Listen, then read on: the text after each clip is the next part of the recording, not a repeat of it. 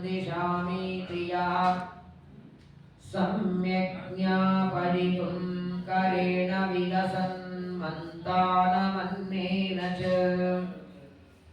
रम्यं दामदन्महेशरजतग्रामश्रियोऽलङ्कृतिः कर्मन्दीश्वरभक्तिबन्धनवशः प्रीतोऽस्तु कृष्णप्रभुः वसुदेवसुतं देवं कंसचाणूरमर्दनं देवकी परमानन्दं कृष्णं वन्दे जगद्गुरुम् सिञ्जन्नो पुरशोभिपादकमलां मन्दस्मितोद्यन्मुखीं कञ्जाक्षीं कुचभारभीरुविलसन् मध्यां क्वणकङ्कणां चम्वाद्यै परिसेवितां सुवसनां जाम्बूनदालङ्कृताम् अम्बां तां प्रणतोऽस्मि कृष्णरमणीं लम्बालकां रुक्मिणीं सिद्धलक्ष्मीर्मोक्षलक्ष्मी जयलक्ष्मी सरस्वती श्रीलक्ष्मी वरलक्ष्मीश्च प्रसन्ना भव सर्वदा अस्याविष्कर्तुकामं कलिमलकलुषे स्पिञ्जने ज्ञानमार्गं वन्द्यं चन्द्रेन्द्ररुद्रद्युमणिमणिमयो नायकाद्यैर्याद्य मध्वाख्यं मन्त्रसिद्धं किमुत कृतवतो मारुतस्यावतारं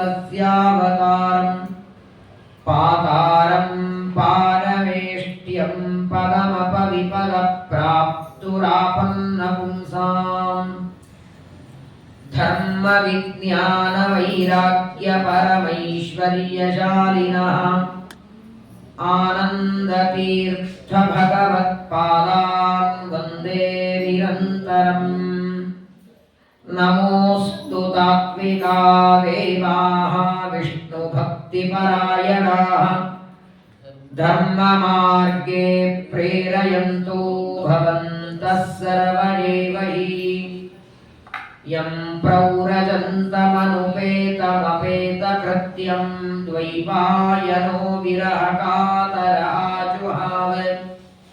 पुत्रेति तन्मयतया तरवोऽपि नेदुः तं सर्वभूतहृदयं मुनिमानतोऽस्मि उमा वै वाक्समुद्दिष्टा मनोरुद्रमुदारतः तदेतन्मिथुनं ज्ञात्वा न दाम्पत्याद्विहीयते वक्रतुण्डमहाकाय कोटिसूर्यसमप्रभ निर्विघ्नं कुरु मे देव सर्वकार्येषु सर्वदा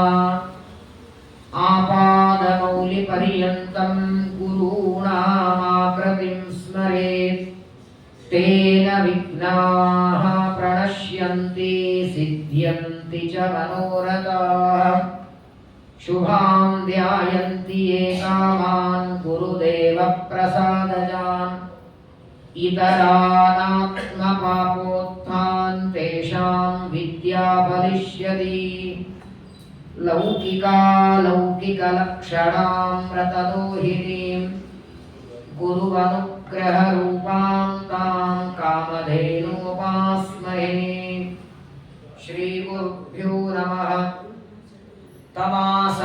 तमासाध्यवरारोहां सुदतीं रुचिराननां प्रप्रच्छ प्रेषितः सख्याः फल्गुनप्रमदोत्तमाम् स्वस्त्यस्तु सताम् अशेषसन्मङ्गलानि भवन्तु श्लोकैकश्रवणपठनमात्रेण कथावक्तुश्च श्रोतॄणाम् निखिलकलिकतकल्मषापनूतनपटुतरे मोक्षाद्यखिलपुरुषार्थसाधनीभूते श्रीमद्भागवते महापुराणे दशमस्कन्धे ಯತ್ಕಿಂಚಿತ್ ಪೂರ್ವೋಕ್ತ ಪ್ರಮೇಯಾನುವಾದಃ. ಹರಿ ಓಂ ಹರಿ ಓಂ ಹರಿ ಓಂ. ಶ್ರೀ ಗುರುಭ್ಯೋ ನಮಃ. ಕಾರ್ತಿಕ ಮಾಸದ ಪವಿತ್ರವಾದ ಪುಣ್ಯ ಪರ್ವಕಾಲ, ಚಾತುರ್ಮಾಸ್ಯದ ಕೊನೆಯ ದಿನ, ಪರಮಾತ್ಮನ ಯೋಗ ನಿದ್ರೆಯಿಂದ ಏಳುವ ಪರ್ವಕಾಲ ಇದು. ಆಷಾಢದಲ್ಲಿ ಮಲಗಿದ ಪರಮಾತ್ಮ ಕಾರ್ತಿಕ ದ್ವಾದಶಿ ಯೋಗ ನಿದ್ರೆಯಿಂದ ಏಳುತ್ತಾನೆ. ಸರ್ವೋಜ್ಞನಾದ ಭಗವಂತನಿಗೆ ನಮ್ಮ ಹಾಗೆ ತಮೋ ಗುಣದಿಂದ ಬರುವ ನಿದ್ದೆ ಇಲ್ಲ. ನಿದ್ದೆ, ಸ್ವಪ್ನ, ಎಚ್ಚರ ಇದು ಮೂರು ಪರಮಾತ್ಮನೇ ಜೀವನಿಗೆ ಕೊಡ್ತಾನೆ. ತಾನು ಮಾತ್ರ ಯಾವಾಗಲೂ ಎಚ್ಚರಿರ್ತಾನೆ. ಅವನು ಎಚ್ಚರಿರ್ತಾನೆ ಅನ್ನೋದಕ್ಕೆ ನಾವು ಮಲಗಿ ಹೇಳುತ್ತೇವೆ. ನಾವು ಮಲಗಿದವರು ಹೇಳುತ್ತೇವೆ ಅಂದ್ರೆ ಅವನು ಎಚ್ಚರಿದ್ದಾನೆ ಅಂತ ಅರ್ಥ. ಆದರೂ ಯಾವ ಕಾರ್ಯವೂ ಮಾಡದೆ ಚಾತುರ್ಮಾಸ್ಯದ ಕಾಲದಲ್ಲಿ ದೇವರು ಮಲಗುತ್ತಾನೆ ಅನ್ನೋದಕ್ಕಾಗೇನೆ ಆಷಾಢದಿಂದ ಕಾರ್ತಿಕದವರೆಗೆ ಚಾತುರ್ಮಾಸ್ಯದಲ್ಲಿ ಯಾವುದೇ ಹೊಸ ಕಾರ್ಯಗಳನ್ನು ಮಾಡಬೇಡಿ ಅಂತ ಶಾಸ್ತ್ರ ಆದೇಶ ಕೊಡುತ್ತದೆ. ಅಂತಹ ಸರ್ವೋತ್ತಮನಾದ ಪರಮಾತ್ಮನ ಏಳುವ ಉತ್ಥಾನ ದ್ವಾದಶಿ ಪರ್ವಕಾಲದ ಪುಣ್ಯ ಸಂದರ್ಭ. ಶ್ರೀಮದ್ ಭಾಗವತದ ದಶಮ ಸ್ಕಂದದಲ್ಲಿ ಶ್ರೀಕೃಷ್ಣನ ಚರಿತ್ರೆಯನ್ನ ಶುಕಾಚಾರ್ಯರು ವರ್ಣನ ಮಾಡುತ್ತಿದ್ದಾರೆ. ತ್ರೇತಾಯುಗದಲ್ಲಿ ಶ್ರೀರಾಮಚಂದ್ರ ಸೀತಾದೇವಿಯನ್ನು ವಿವಾಹ ಮಾಡಿಕೊಂಡು ಮುಂದೆ ರಾವಣನ ಅಂತಃಪುರದಲ್ಲಿ 1 ವರ್ಷಗಳವರೆಗೆ ಅಗ್ನಿದೇವರ ಮಗಳು ವೇದವತಿ ಇರ್ತಾಳೆ. ರಾವಣ ಅಪಹಾರ ಮಾಡಿಕೊಂಡು ಹೋಗ್ತಾನೆ. ಕೊನೆಗೆ ರಾವಣ ಕುಂಭಕರ್ಣನ ಸಂಹಾರವಾದ ಮೇಲೆ ಅಗ್ನಿ ಪರೀಕ್ಷೆ ಮಾಡಿಸಿದಾಗ ಅಗ್ನಿಕುಂಡದಿಂದ ಇಬ್ಬರು ಹೊರಗೆ ಬಂದರು.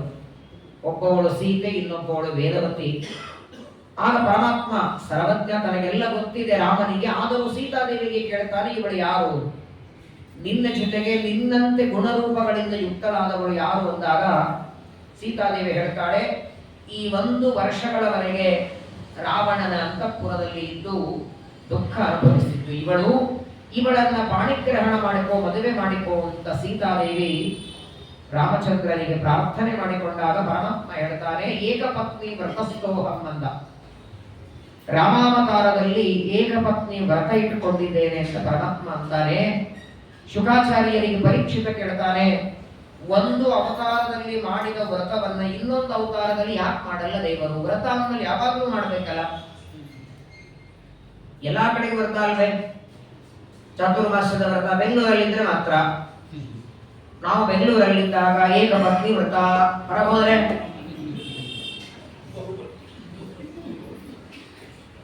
ಆಮೇಲೆ ಮನೆಗೆ ಹೋಗ್ರೆ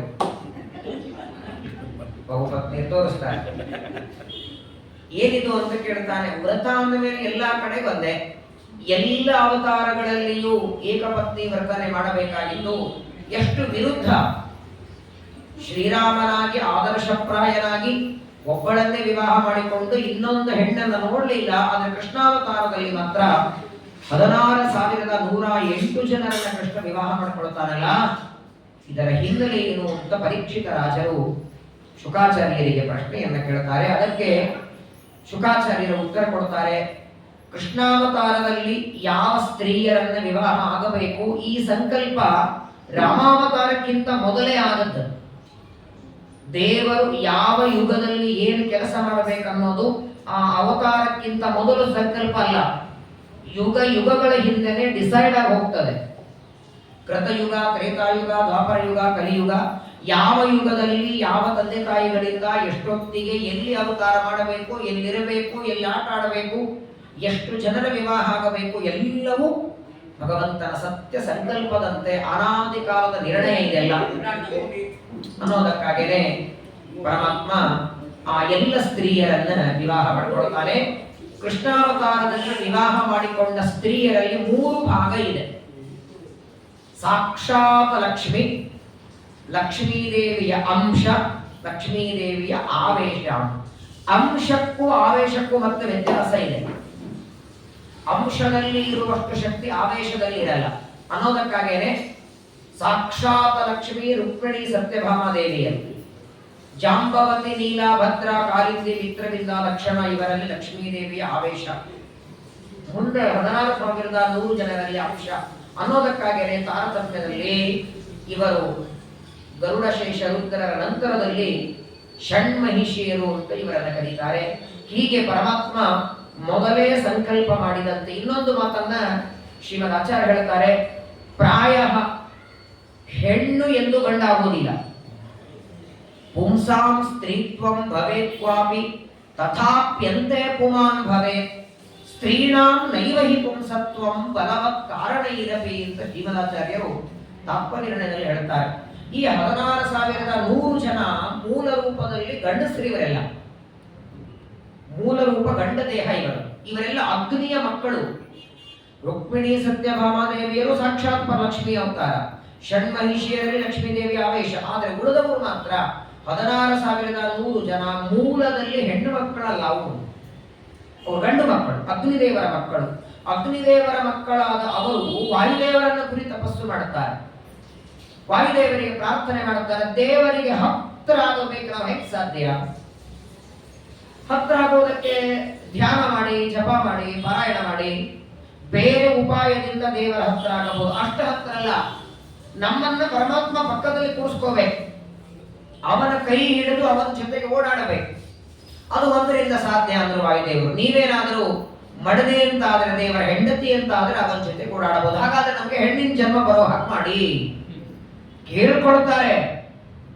ಮೂಲ ರೂಪದಲ್ಲಿ ಇರುವ ಅಗ್ನಿದೇವರ ಮಕ್ಕಳು ಗಂಡು ಹುಡುಗರು 16,100 ಜನ ಪರಮಾತ್ಮ ವಾಯುದೇವರನ್ನು ಕುರಿತು ತಪಸ್ಸು ಮಾಡಿ ಪ್ರಾರ್ಥನೆ ಮಾಡಿಕೊಳ್ಳುತ್ತಾರೆ. ದೇವರ ಸಂಕಲ್ಪವನ್ನ ಅರ್ಥ ಮಾಡಿಕೊಂಡು ವಾಯುದೇವರು ತಥಾಸ್ತು ಅಂತ ವರ ಕೊಡ್ತಾರೆ. ಆ 16,100 ಜನ ಗಂಡು ಮಕ್ಕಳು ಹೆಣ್ಣು ಮಕ್ಕಳಾಗ್ತಾರೆ. ಆದ್ರೆ ಅವರು ಹೆಣ್ಣು ಮಕ್ಕಳು ಆದ ಮಾತ್ರಕ್ಕೂ ಕೃಷ್ಣ ವಿವಾಹ ಮಾಡಿಕೊಳ್ಳೋ ಹೋಗಿಲ್ಲ. ಮತ್ತೆ ಲಕ್ಷ್ಮೀದೇವಿಯನ್ನು ಕುರಿತು ತಪಸ್ಸು ಮಾಡಿ, ನಿನ್ನ ಸನ್ನಿಧಾನ ಇದ್ರೆ ಪರಮಾತ್ಮ ನಮ್ಮ ಕೈ ಹಿಡಿತಾನೆ ಅಂತ ಮತ್ತೆ ಪ್ರಾರ್ಥನೆ ಮಾಡಿ ವರ ಬೇಡ್ತಾರೆ. ಅನ್ನೋದಕ್ಕಾಗಿ ಭಗವಂತ ಅವರೆಲ್ಲರ ವಿವಾಹವನ್ನ ಮಾಡಿಕೊಳ್ತಾನೆ. ಅದರಲ್ಲಿ ಭೀಷ್ಮಕ ರಾಜನ ಮಗಳಾದಂತಹ ರುಕ್ಮಿಣಿ ಸತ್ಯಭಾಮಾದೇವಿಯ ವಿವಾಹದ ಕಥೆಯನ್ನ ಅತ್ಯಂತ ವಿಸ್ತಾರವಾಗಿ ಶುಕಾಚಾರ್ಯರು ನಿರೂಪಣೆ ಮಾಡುತ್ತಾರೆ. ಪರಮಾತ್ಮ ಅನಾದಿ ಕಾಲದ ದಂಪತಿಗಳು ಲಕ್ಷ್ಮೀನಾರಾಯಣರು ಇವತ್ತು ಮದುವೆ ಮಾಡಿಕೊಂಡ ಮೇಲೆ ಅವರು ದಂಪತಿಗಳಾಗಬೇಕಾಗಿಲ್ಲ, ನಿತ್ಯ ದಂಪತಿಗಳು, ನೂತನ ದಂಪತಿಗಳು. ಯಾವಾಗಲೂ ಅನಾದಿ ಕಾಲದಿಂದ ಅನಂತ ಕಾಲದವರೆಗೆ ವೃದ್ಧರಾಗದ ದಂಪತಿಗಳವರು.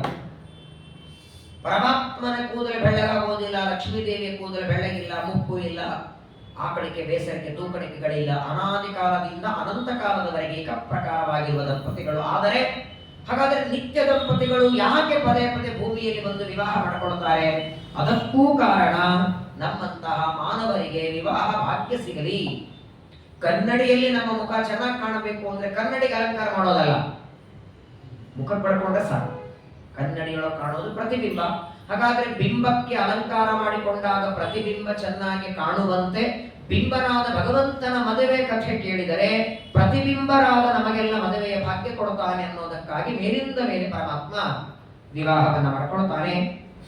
ರುಕ್ಮಿಣಿಯ ವಿವಾಹ, ಅದು ರುಕ್ಮಿಣಿಯನ್ನ ಅಪಹಾರ ಮಾಡಿ ರಾಕ್ಷಸ ವಿಧಾನದಿಂದ ಮದುವೆ ಮಾಡಿಕೊಂಡ ಸ್ಯವಂತಕ ಮಣಿಯ ನಿಮಿತ್ತ ಮಾಡಿಕೊಂಡು ಪರಮಾತ್ಮ ಸತ್ಯಭಾಮಾದೇವಿಯನ್ನ ವಿವಾಹ ಮಾಡಿಕೊಳ್ಳುತ್ತಾನೆ. ಅದಾದ ಮೇಲೆ ಮೂರನೆದ್ದು ಕಾಲಿಂದಿ ಎನ್ನುವ ಸೂರ್ಯನ ಮಗಳಿಗಳು, ಸೂರ್ಯನ ಉಪಾಸನೆಯನ್ನ ಮಾಡ್ತಾ ಕೂತಿರ್ತಾಳೆ. ಒಂದು ಸಲ ಕೃಷ್ಣ ಪರಮಾತ್ಮ ಅರ್ಜುನನ ಜೊತೆ ಹೊರಟಿರ್ತಾರೆ, ವಿಹಾರ ಏಕಾಂತದಲ್ಲಿ ಓಡಾಡ್ತಿರ್ತಾರೆ. ಕೃಷ್ಣಾರ್ಜುನರು ಹೋಗುವಾಗ ಇವಳು ಯಮುನಾ ನದಿಯ ದಂಡಿಯಲ್ಲಿ ಕೂತ್ಕೊಂಡು ತಪಸ್ಸು ಮಾಡ್ತಿರ್ತಾಳೆ. ಅತ್ಯಂತ ಘೋರವಾದ ತಪಸ್ಸು.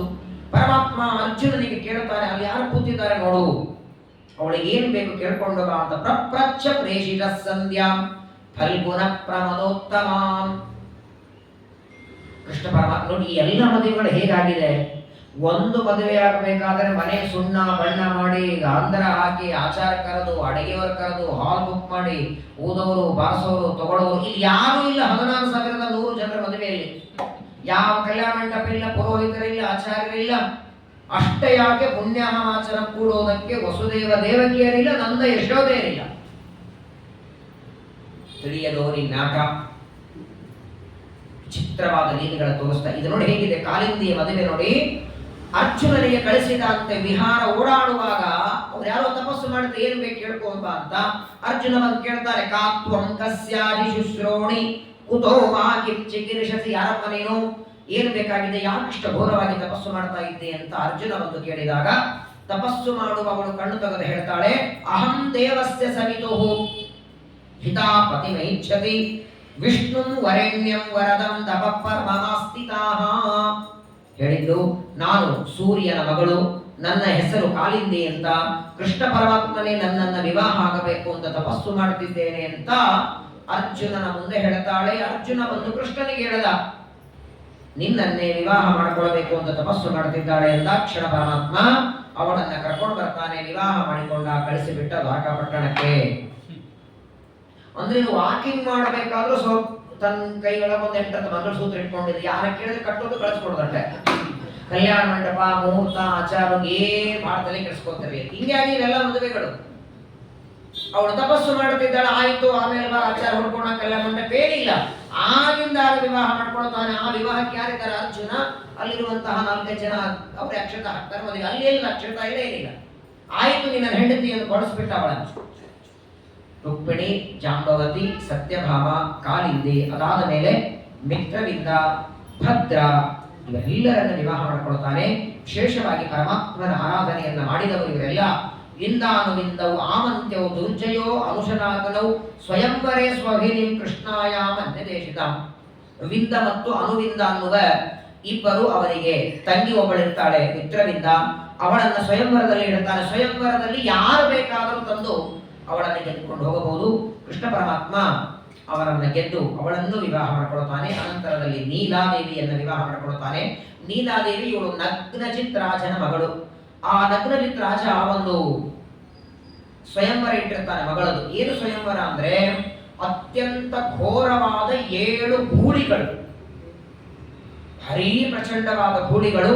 ಆ 7 ಗೂಳಿಗಳಿಗೆ ಏಕಕಾಲ 7 ಎತ್ತರವಾದ ಗಿಡಗಳು, ಅವುಗಳಿಗೆ ಏಕಬಾಣದಿಂದ ಯಾರು ಹೊಡಿತಾರೆ ಅವರಿಗೆ ತನ್ನ ಮಗಳನ್ನ ಕೊಟ್ಟು ವಿವಾಹ ಮಾಡ್ತೇನೆ ಅಂತ ಅವನು ಸ್ವಯಂವರ ಇಡುತ್ತಾನೆ. ಅದನ್ನ ಪರಮಾತ್ಮ ಪೂರ್ಣ ಮಾಡಿ ಅವಳನ್ನು ವಿವಾಹ ಮಾಡಿಕೊಳ್ತಾನೆ. ಬಹಳ ಸುಂದರವಾಗಿ ಶುಕಾಚಾರ್ಯರು ಈ ಎಲ್ಲ ಮದುವೆಗಳನ್ನು ಹೇಳ್ತಾರೆ. ಹೀಗೆ ಬರ್ತಾರೆ, ಮೊದಲು ರುಕ್ಮಿಣಿ, ಅನಂತರ ಜಾಂಬವತಿ, ಭದ್ರ, ಆಮೇಲೆ ಸತ್ಯಭಾಮ, ಅನಂತರ ಕಾಲಿಂದಿ, ಮಿತ್ರವಿಂದ, ನೀಲ, ಭದ್ರ, ಕೊನೆಯದಾಗಿ ಲಕ್ಷಣ.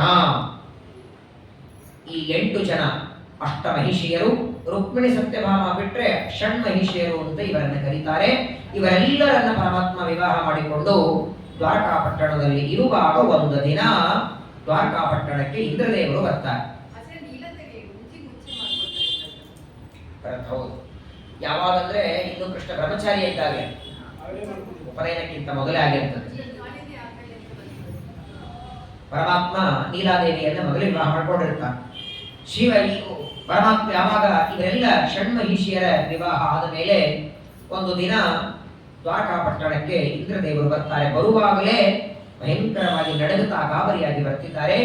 ಇಂದ್ರದೇವರು ಬಂದು ಪರಮಾತ್ಮನಿಗೆ ಪ್ರಾರ್ಥನೆ ಮಾಡ್ತಾರೆ. ತಾಯಿಯಾದ ಅದಿತಿ ದೇವಿಯ ಕುಂಡಲಗಳನ್ನ ನರಕಾಸುರ ಅಪಹಾರ ಮಾಡಿದ್ದಾರೆ. ಆ ಕುಂಡಲಗಳನ್ನ, ಕರ್ಣ ಕುಂಡಲಗಳು ಮಾತ್ರವಲ್ಲ, ಕೊರಳಲ್ಲಿ ಹಾಕಿಕೊಳ್ಳುವಂತಹ ವೈಜಯಂತಿ ಮಾಲ, ಅದನ್ನೂ ಅಪಹಾರ ಮಾಡಿಕೊಂಡು ಹೋಗಿದ್ದಾರೆ ಅಂತ ಇಂದ್ರದೇವರು ಪ್ರಾರ್ಥನೆ ಮಾಡಿಕೊಂಡಾಗ ದ್ವಾರವತ್ಯಾಂ ಮಹಾಭಾಗೆ ನಿವಸತ್ಯಚ್ಯುತೇಂದ್ರಪ ದೀನೇನ ಉದ್ವಿಗ್ನ ಚೇತನ ಸಮಾಗಮ್ಯ ತ್ರಿವಿಷ್ಟಪಾತ್. ಯಾವಾಗಲೂ ದೇವತೆಗಳಿಗೆ ಯಾವುದೇ ಆಪತ್ತು ಯಾವಾಗ ಬರಲಿ ದೇವರು ಸಿದ್ಧ ಅನ್ನೋದಕ್ಕಾಗಿ ವಾದಿರಾಜರು ಸುರಪ್ರಿಯ ಅಂತ ಕರೆದಿದ್ದಾರೆ ಪರಮಾತ್ಮನ. ಶೋಭಾನವೆನ್ನೀರೆ ಸುರಪ್ರಿಯರಿಗೆ ದೇವತೆಗಳ ಮೇಲೆ ಪರಮ ಪ್ರೀತಿ. ಸರಿ ಅಂತ ಪರಮಾತ್ಮ ಏನ್ ಮಾಡ್ತಾರೆ, ಇಂದ್ರದೇವರು ಬಂದು ನರಕಾಸುರ ಅದಿತಿ ದೇವಿಯ ಕರ್ಣಕುಂಡಲಗಳನ್ನ, ಕೊರಳಲ್ಲಿರುವ ವೈಜಯಂತಿ ಮಾಲೆಯನ್ನ ಅಪಹಾರ ಮಾಡಿಕೊಂಡು ಹೋಗಿದ್ದಾನೆ. ಎಲ್ಲಿ ಹೋಗಿದ್ದಾರೆ? ಮೇರು ಪರ್ವತದ ಮೇಲಿರುವ ಮಣಿಪರ್ವತ, ಅಲ್ಲಿ ಕೂತ್ಕೊಂಡಿದ್ದಾನೆ. ಹೋಗಿ ಅಲ್ಲಿಗೆ ಹೋಗಿ ಅದನ್ನ ತರಬೇಕಲ್ಲ, ಅದು ನಮ್ಮಿಂದ ಸಾಧ್ಯವಿಲ್ಲ. ಯಾವಾಗ ಬಂದು ಪ್ರಾರ್ಥನೆ ಮಾಡ್ತಾರೆ. ಇಷ್ಟು ಮಾತ್ರವಲ್ಲ, ಹತಶ್ಚತ್ರ ಶಕ್ರೇಣ ಹತಕುಂಡಲ ಬಂಧುನ. ಅದಿತಿ ದೇವಿಯ ಕರ್ಣಕುಂಡಲ ಮಾತ್ರವಲ್ಲ, ಇಂದ್ರನ ತಲೆ ಮೇಲಿರುವ ಛತ್ರ ಅದನ್ನು ಕೂಡ ಅಪಹಾರ ಮಾಡಿಕೊಂಡು ಹೋಗಿದ್ದಾರೆ. ರಾಜರಿಗೆ ಪ್ರಧಾನವಾದದ್ದು ಛತ್ರ ಚಾಮರ. ಅದನ್ನು ಯಾರು ತಗೊಳ್ಳೋ ಹಾಗಿಲ್ಲ, ಇವರು ಯಾರಿಗೆ ದಾನ ಕೊಡೋ ಹಾಗಿಲ್ಲ. ಸರ್ವಸ್ವ ಇಡೀ ತಮ್ಮ ಸಂಪತ್ತು ದಾನ ಕೊಟ್ಟರೂ ಕೂಡ ರಾಜರು ಛತ್ರ ಚಾಮರಗಳನ್ನು ದಾನ ಕೊಡೋ ಹಾಗಿಲ್ಲ. ಅಂತಹ ಶ್ವೇತಛತ್ರ, ತನ್ನ ತಲೆ ಮೇಲಿರುವ ಛತ್ರ, ಅದು ಒಂದು ರೀತಿ ರಾಜನಿಗೆ ಮಾನಭಂಗ ಆದಂತ ಛತ್ರವನ್ನ ಕರ್ಣಕುಂಡಲಗಳನ್ನು ಒಯ್ದಿದ್ದಾನೆ. ಇಂದ್ರಂ ಆಶ್ವಾಸ್ಯ ಗೋವಿಂದ ಸಂಸ್ತೂಜ್ಯ ಸಂಪೂಜ್ಯ ವಿಸರ್ವತಂ ಸಭಾರ್ಯೋ ಗರುಡಾರೂಢ ಪ್ರಾಗ್ಜ್ಯೋತಿಷ ಪುರಂ ಯಯೌ. ಸರಿ, ಇಂದ್ರದೇವರು ಪ್ರಾರ್ಥನೆ ಮಾಡಿಕೊಂಡಾಗ ಒಬ್ಬನೇ ಹೋಗ್ಬೇಕಾಗಿತ್ತು. ಹೊರಟದ್ದು ಯುದ್ಧಕ್ಕಲ್ವೇ, ಎಲ್ಲೋ ಮದುವೆ ಹೊರಟಿಲ್ಲ, ಯಾರದೋ ಮನೆ ಅರ್ಶ ಕುಂಕುಮ ಕೊಟ್ಟಿಲ್ಲ. ಆದರೆ ಪರಮಾತ್ಮ ಒಬ್ಬಳೇ ಹೋಗಲಿಲ್ಲ, ಸತ್ಯಭಾಮಾದೇವಿಯನ್ನ ಜೊತೆ ಕರ್ಕೊಂಡು ಹೋಗ್ತಾನೆ. ಎಲ್ಲ ಗೊತ್ತು ಪರಮಾತ್ಮನಿಗೆ. ಇದೇ ಇಂದ್ರದೇವರಿಗೆ ಮತ್ತೆ ಮುಂದೆ ಅಹಂಕಾರ ಬರೋದಿದೆ. ಪರಮಾತ್ಮನ ಜೊತೆಗೆ ದೇವತೆಗಳಿಗೆ ಒಂದು ಯುದ್ಧ ಮತ್ತೆ ನಡಿಬೇಕು. ಅದನ್ನ ಮೊದಲೇ ಗಮನಿಸಿ ಪರಮಾತ್ಮ ಹೆಂಡತಿಯಾದ ಸತ್ಯಭಾಮಾದೇವಿಯನ್ನ ಹೇಳಿ ಗರುಡಾರೂಢ, ಗರುಡನ ಮೇಲೆ ಕೂತ್ಕೊಂಡು ಪ್ರಾಗ್ಜ್ಯೋತಿಷ ಅನ್ನುವ ಪಟ್ಟಣಕ್ಕೆ ಹೊರಟಿದ್ದಾನೆ. ನರಕಾಸುರನ ಪಟ್ಟಣ. ವಾಸ್ತವಿಕವಾಗಿ ಇಂದ್ರದೇವರು ಬಂದು ಪ್ರಾರ್ಥನೆ ಮಾಡಿಕೊಂಡಾಗ ಕೃಷ್ಣ ಹೊರಟ. ಸತ್ಯಭಾಮಾದೇವಿಯನ್ನು ಯಾಕೆ ಜೊತೆ ಒಯ್ಬೇಕು? ರುಕ್ಮಿಣಿ ಇದ್ಲು, ನೀಲ, ಭದ್ರ, ಕಾಳಿಂದಿ, ಮಿತ್ರವಿಂದ, ಲಕ್ಷಣ ಇವರೆಲ್ಲ ವಿವಾಹ ಮಾಡ್ಕೊಂಡಿದ್ದಲ್ಲ. ಕರ್ಕೊಂಡೇ ಹೋಗೋದಾದ್ರೆ ಎಲ್ಲರನ್ನು ಕರ್ಕೊಂಡು ಹೋಗ್ಬೇಕಾಗಿತ್ತು. ಬಿಡೋದೇ ಆದ್ರೆ ಬಿಡಬೇಕು, ಅಥವಾ ಉಳಿದವ್ರು ಯಾರೋ ಬೇಡ ಅನ್ನೋ ಹಾಗಿದ್ರು ಕೂಡ ರುಕ್ಮಿಣಿಯನ್ನ ಕರ್ಕೊಂಡು ಹೋಗ್ಬೇಕಾಗಿತ್ತು. ಅಂದ್ರೆ ಇದಕ್ಕೆ ಶ್ರೀಮದಾಚಾರ್ಯರು ಹೇಳ್ತಾರೆ, ಕಾರಣ ಎರಡು ಕೊಡ್ತಾರೆ. ಮೊದಲನೇ ಕಾರಣ, ಇಂದ್ರದೇವರು ಬಂದು ಪ್ರಾರ್ಥನೆ ಮಾಡುವಾಗ ಕೃಷ್ಣ ಸತ್ಯಭಾಮ ಮನೆಯಲ್ಲಿದ್ದ. ರುಕ್ಮಿಣಿಯ ಮನೆಯಲ್ಲಿ ಇದ್ದಾಗ ನಾ ಬಂದು ಪ್ರಾರ್ಥನೆ ಮಾಡಿಕೊಂಡ್ರೆ ನೀ ನಡಿ ಅಂದ್ಬಿಡು. ಈಗ ಎಲ್ಲ ಕಡೆ ಹಾಗೆ ಇರುತ್ತಾನೆ. ಯಾವ ಶಿಷ್ಯನ ಜೊತೆ ಸಮಾನ ಇರ್ತಾರೆ, ಹೊಂಟ್ರೆ ಅಷ್ಟೇ ನೀ ನಡಿ ಅಂದ್ಬಿಡ್ತಾರೆ ಅಷ್ಟೇ. ಹಾಗೆ ಜೊತೆಗೆ ಯಾರು ಇರ್ತಾರೆ ನಡಿ ಅಂತ. ಮೊದಲನೇ ಕಾರಣ, ಸತ್ಯಭಾಮಾದೇವಿಯ ಮನೆಯಲ್ಲಿ ಕೃಷ್ಣ ಇದ್ದಾಗ ಇಂದ್ರದೇವರು ಬಂದು ಪ್ರಾರ್ಥನೆ ಮಾಡಿಕೊಂಡದ್ದು ಒಂದು ಕಾರಣ. ಆದರೆ ಸತ್ಯಭಾಮಾದೇವಿಯ ಪರಾಕ್ರಮ, ಅವಳ ದಿವ್ಯವಾದ ಶಕ್ತಿ ಜಗತ್ತಿಗೆ ತೋರಿಸಬೇಕಾಗಿದೆ. ಮುಂದೆ ಅವಳೇ ನಿಂತು ಯುದ್ಧವನ್ನ ಮಾಡ್ತಾಳೆ ದೇವತೆಗಳ ಜೊತೆಗೆ. ಎರಡು ಕಾರಣಕ್ಕೆ ಪರಮಾತ್ಮ ಸತ್ಯಭಾಮಾದೇವಿಯನ್ನ ಗರುಡನ ಮೇಲೆ ಕೂಡಿಸಿಕೊಂಡು ಇಬ್ಬರು ಹೊರಟಿದ್ದಾರೆ. ಶ್ರೀಮದಾಚಾರ್ಯರು ಇದನ್ನ ಮಹಾಭಾರತ ತತ್ಪರ್ಯದಲ್ಲಿ ತುಂಬಾ ಚೆನ್ನಾಗಿ ಹೇಳ್ತಾರೆ. ಇದೇನು ಪಾರಿಜಾತ ಹರಣದ ಪ್ರಸಂಗ ಬರ್ತದೆ. ಪಾರಿಜಾತ ವೃಕ್ಷವನ್ನ ಹರಣ ಮಾಡಿಕೊಂಡು ಪರಮಾತ್ಮ ಬರೋದಕ್ಕೂ ಒಂದು ಪ್ರಧಾನ ಕಾರಣ ಸತ್ಯಭಾಮಾದೇವಿ. ಉಳಿದು ಯಾರೋ ಸ್ತ್ರೀಯರು ಬೇರೆಯವರನ್ನ ಕರ್ಕೊಂಡು ಹೋಗಿದ್ರೆ ಆ ಗಿಡ ಬೇಕು ಅಂತ ಅಂತಿರ್ಲಿಲ್ಲ. ಅವರು ಸ್ವರ್ಗಲೋಕದಲ್ಲಿರುವ ನಂದನವರದ ಅಪೇಕ್ಷೆ ಬರ್ತಿರ್ಲಿಲ್ಲ. ಅದನ್ನು ಕೃಷ್ಣ ತರೋ ಪ್ರಸಂಗ ಇಲ್ಲ. ದೇವತೆಗಳ ಜೊತೆಗೆ ಯುದ್ಧ ಮಾಡೋ ಪ್ರಸಂಗನೂ ಬರ್ತಿರ್ಲಿಲ್ಲ. ಎಲ್ಲ ಒಳಗೆ ಭಗವಂತನ ಸಂಕಲ್ಪದಂತೆ ಹೊರಟಿದ್ದಾರೆ. ಎಲ್ಲಿ ನೇರವಾಗಿ ಮಣಿಪರ್ವತಕ್ಕೆ ಬಂದಿದ್ದಾರೆ. ಪರಮಾತ್ಮ ಸತ್ಯಭಾಮಾದೇವಿಯ ಜೊತೆಗೆ ಮಣಿಪರ್ವತಕ್ಕೆ. ಹಿಮಾದ್ರವು ತುಂಗ ಶಿಖರೆ ಜಲಾಗ್ನಿ ನಿಲ ದುರ್ಗಮಂ ಗಿರಿ ದುರ್ಗೈಹಿ ಶಸ್ತ್ರ ದುರ್ಗೈಹಿ ಮೂರು ಪಾಶಾನ್ಯುತೈರ್ವ್ರತಂ. ಏನ್ ನೋಡಿ, ಸಾಮಾನ್ಯವಾಗಿ ಒಂದು ಮನೆ ಅಂತ ಕಟ್ಕೊಂಡ್ರೆ ಹೆಂಗ್ ಕಟ್ಕೊಂಡಿರ್ತಾರೆ? ದೇವರ ಮನೆ, ಇರೋದಕ್ಕೊಂದು ಹಾಲು, ಅದಕ್ಕೆ ಭದ್ರವಾಗಿ ಹೊರಗಡೆ ಎಲ್ಲ ಗ್ರಿಲ್ ಹಾಕಿ ಅಂತ ಗೇಟ್ಗಳೆಲ್ಲ ಮಾಡಿರ್ತಾರೆ. ಇವು ನೋಡಿ ಎಂತ ಕಟ್ಕೊಂಡಿದ್ದ. ನರಕಾಸುರ ಎಷ್ಟು ವಿಚಿತ್ರವಾದ ಮನೆಯನ್ನು ಕಟ್ಕೊಂಡಿದ್ದ. ಯಾಕಂದ್ರೆ ಅವನ ಮನೆಗೆ ಯಾರು ಪ್ರವೇಶವೇ ಮಾಡ್ತಾ ಇರಲಿಲ್ಲ. ಮೊದಲನೇದು ಶಸ್ತ್ರದುರ್ಗ, ಅನಂತರ ವಾರಿದುರ್ಗ, ಅನಂತರ ಗಿರಿದುರ್ಗ. ಮೂರು ದಾಟಿ ಒಳಗೆ ಹೋಗಬೇಕು. ಭಯಾನಕ. ಸರಳವಾಗಿ ನರಕಾಸುರನ ಮನೆಗೆ ಹೋಗಿ ಬರ್ತೇನೆ, ಒಳಗೆ ಬರ್ತೇನೆ ಅನ್ನೋ ಹಾಗೆ ಇಲ್ಲ. ಪ್ರವೇಶ ಮಾಡುವುದಕ್ಕೆ ಮೊದಲು ಬೆಟ್ಟದ ದುರ್ಗ, ಎಲ್ಲಿ ನೋಡಿದಲ್ಲಿ ಭಯಂಕರವಾದ ಬೆಟ್ಟ. ಅದರ ನಂತರ ಮೊದಲು ನೀರು, ಪಂಚಭೂತಗಳು, ನೀರು, ಅಗ್ನಿ, ಗಾಳಿ. ಮನೆ ಸುತ್ತಲಿಲ್ಲ, ಒಳಗಡೆ ತಾನು ಕೂತಿದ್ದಾನೆ. ಅದನ್ನೆಲ್ಲ ದಾಟಿ ಬಂದ್ರೆ ಶಸ್ತ್ರದುರ್ಗ ಇದೆ, ಅದನ್ನ ದಾಟಿ ಬಂದ್ರೆ ಗಿರಿದುರ್ಗ ಇದೆ, ಅದನ್ನ ದಾಟಿ ಬಂದ್ರೆ ವಾರಿದುರ್ಗ. ಇದನ್ನೆಲ್ಲ ದಾಟಿಕೊಂಡು ಬರುವ ಸಾಮರ್ಥ್ಯ ಬೇರೆಯವರಿಗಿಲ್ಲ ಅನ್ನೋದಕ್ಕಾಗೇನೆ ನರಕಾಸುರ ಅಷ್ಟು ಭಯಂಕರವಾಗಿ ಎಲ್ಲ ಕಡೆಗೆ ಓಡಾಡುತ್ತಿದ್ದ. ಪರಮಾತ್ಮ ಅನಾಯಾಸವಾಗಿ ಎಲ್ಲ ದುರ್ಗಗಳನ್ನ ದಾಟಿ ಒಳಗೆ ಬಂದಿದ್ದಾರೆ. ಗಿರಿದುರ್ಗೈಹಿ ಶಸ್ತ್ರದುರ್ಗೈಹಿ ಮೂರು ಪಾಶಾನ್ಯುತೈರ್ವ್ರತ. ಎಲ್ಲ ಪಾಶಗಳನ್ನ ಬಿಡಿಸಿಕೊಂಡು ಪರಮಾತ್ಮ ಒಳಗೆ ಬರ್ತಾನೆ. ಅನೇಕ ಗುಪ್ತಚಾರರನ್ನ ಇಟ್ಟಿದ್ದ. ತನ್ನ ಪಟ್ಟಣಕ್ಕೆ ಯಾರು ಬಂದರೂ ಕೂಡ ಅವನಿಗೆ ಗೊತ್ತಾಗಬೇಕು. ಎಲ್ಲರೂ ಬಂದು ನರಕಾಸುರನಿಗೆ ಹೇಳ್ತಾರೆ, ಕೃಷ್ಣ ಪರಮಾತ್ಮ ಇಲ್ಲಿ ಬಂದಿದ್ದಾನೆ. ಒಂದರ್ಥದಲ್ಲಿ ತಂದೆಯಿಂದಲೇ ಮರಣ ಇವನಿಗೆ. ವರಾಹ ರೂಪದಿಂದ ಮಗನಾಗಿ ಪಡೆದಿದ್ದಾನೆ. ಈಗ ಕೃಷ್ಣ ರೂಪದಿಂದ ಸಂಹಾರ ಮಾಡುವುದಕ್ಕೆ ಬಂದಿದ್ದಾನೆ. ತನ್ನಿರ್ನಿಭಿ ಪ್ರವಿಶ್ಯಾಂತಹ ಶಸ್ತ್ರ ದುರ್ಗಾಣಿ ಸಾಯಕೈಹಿ ಯಾವಾಗ ಪರಮಾತ್ಮ ತನ್ನ ಸುದರ್ಶನ ಚಕ್ರದಿಂದ ಆ ಎಲ್ಲ ದುರ್ಗಗಳನ್ನು ಕತ್ತರಿಸಿ ಒಳಗೆ ಬರ್ತಾನೆ, ಅನೇಕ ಜನ ಆ ನರಕಾಸುರನ ಸೇವಕರು ಯುದ್ಧಕ್ಕೆ ಬರ್ತಾರೆ. ಅವರ ಜೊತೆಗೆ ಭಗವಂತ ಯುದ್ಧವನ್ನ ಮಾಡ್ತಾ ನಾನು ಬಂದದ್ದು ಒಳಗೆ ಗೊತ್ತಾಗಲಿ ಅಂತ ಪಾಂಚಜನ್ಯ ಶಂಖವನ್ನ ಊದ್ತಾರೆ. ಜೋರಾಗಿ ಪಾಂಚಜನ್ಯ ಶಂಖವನ್ನ ಊದಿ ಅಲ್ಲಿ ಆ ಶಂಖದ ಧ್ವನಿಯಿಂದಲೇನೆ ಅನೇಕ ಜನ ರಾಕ್ಷಸರು ಸತ್ತು ಹೋಗಿ ಬಿಡ್ತಾರೆ. ಒಳಗೆ ಬಂದಿದ್ದಾನೆ. ಕೆಲವರು ಕೈಯಲ್ಲಿ ಶೂಲ ಹಿಡ್ಕೊಂಡಿದ್ದಾರೆ, ಕೆಲವರು ಬೇರೆ ಬೇರೆ ಅಸ್ತ್ರ ಹಿಡ್ಕೊಂಡಿದ್ದಾರೆ. ಆ ಅಸ್ತ್ರಗಳನ್ನ ಹಿಡ್ಕೊಂಡ ಅನೇಕ ದೈತ್ಯರು ಅವರೆಲ್ಲರನ್ನ ಪರಮಾತ್ಮ ಸಂಹಾರ ಮಾಡಿ ತಮಾಪತಂತಂ ತ್ರಿಶಿಖಂ ಗರುತ್ಮದೆ. ನೋಡಿ ವಿಚಿತ್ರ, ಗರುಡ ದೇವರ ಮೇಲೆ ಪರಮಾತ್ಮ ಹೋಗಿದ್ದಲ್ಲ, ನನ್ನನ್ನ ವಾಹನವಾಗಿ ಕರ್ಕೊಂಡ್ ಬಂದಿದ್ದಾರೆ. ಬರೀ ಕರ್ಕೊಂಡು ಬರೋ ಕೆಲಸ ಮಾತ್ರವಲ್ಲ, ಗರುಡ ದೇವರು ಯುದ್ಧ ಮಾಡ್ತಿದ್ರ. ಡ್ರೈವರ್ ಯುದ್ಧ ಮಾಡೋದೆಲ್ಲ ನಿಮ್ಮನ್ನ ತಂದು ಬಿಡ್ತೇನೆ, ಹೊಡೆದಾಡ್ಕೊಂಡು ಬರ್ರಿ, ಅಕಸ್ಮಾತ್ ಬಂದ್ರೆ ಕರ್ಕೊಂಡು ಹೋಗ್ತೀನಿ ಅಂತ ಅಂತಾರೆ.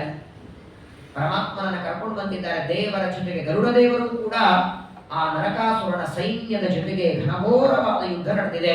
ಅನೇಕ ಅಸ್ತ್ರಗಳನ್ನ, ಗದೆಯನ್ನ, ಬೇರೆ ಬೇರೆ ತ್ರಿಶೂಲ ಆಯುಧಗಳನ್ನ ಕೃಷ್ಣನ ಮೇಲೆ ಎಸಿತಾ ಇದ್ದಾರೆ. ಪರಮಾತ್ಮ ಆ ಎಲ್ಲ ಅಸ್ತ್ರಗಳನ್ನು ಮುರಿದು ಹಾಕ್ತಾ ಇದ್ದಾನೆ. ವ್ಯಸುಪಶಾನಾಂಬಸ್ಥಿತ ಕೃತ ಕಂಧರ. ನರಕಾಸುರನಿಗೆ ಭಯಂಕರ ಕೋಪ ಬರ್ತಿದೆ. ತನ್ನ ಪಟ್ಟಣಕ್ಕೆ ಬರೋದಲ್ಲದೆ ತನ್ನ ಶತ್ರುಗಳನ್ನ, ತನ್ನ ಸೇವಕರನ್ನ ಕೃಷ್ಣ ಕೊಲ್ಲುತ್ತಾ ಇರುವುದನ್ನು ನೋಡಿ ನರಕಾಸುರ ತಾನೇ ಯುದ್ಧಕ್ಕೆ ಬರ್ತಾನೆ.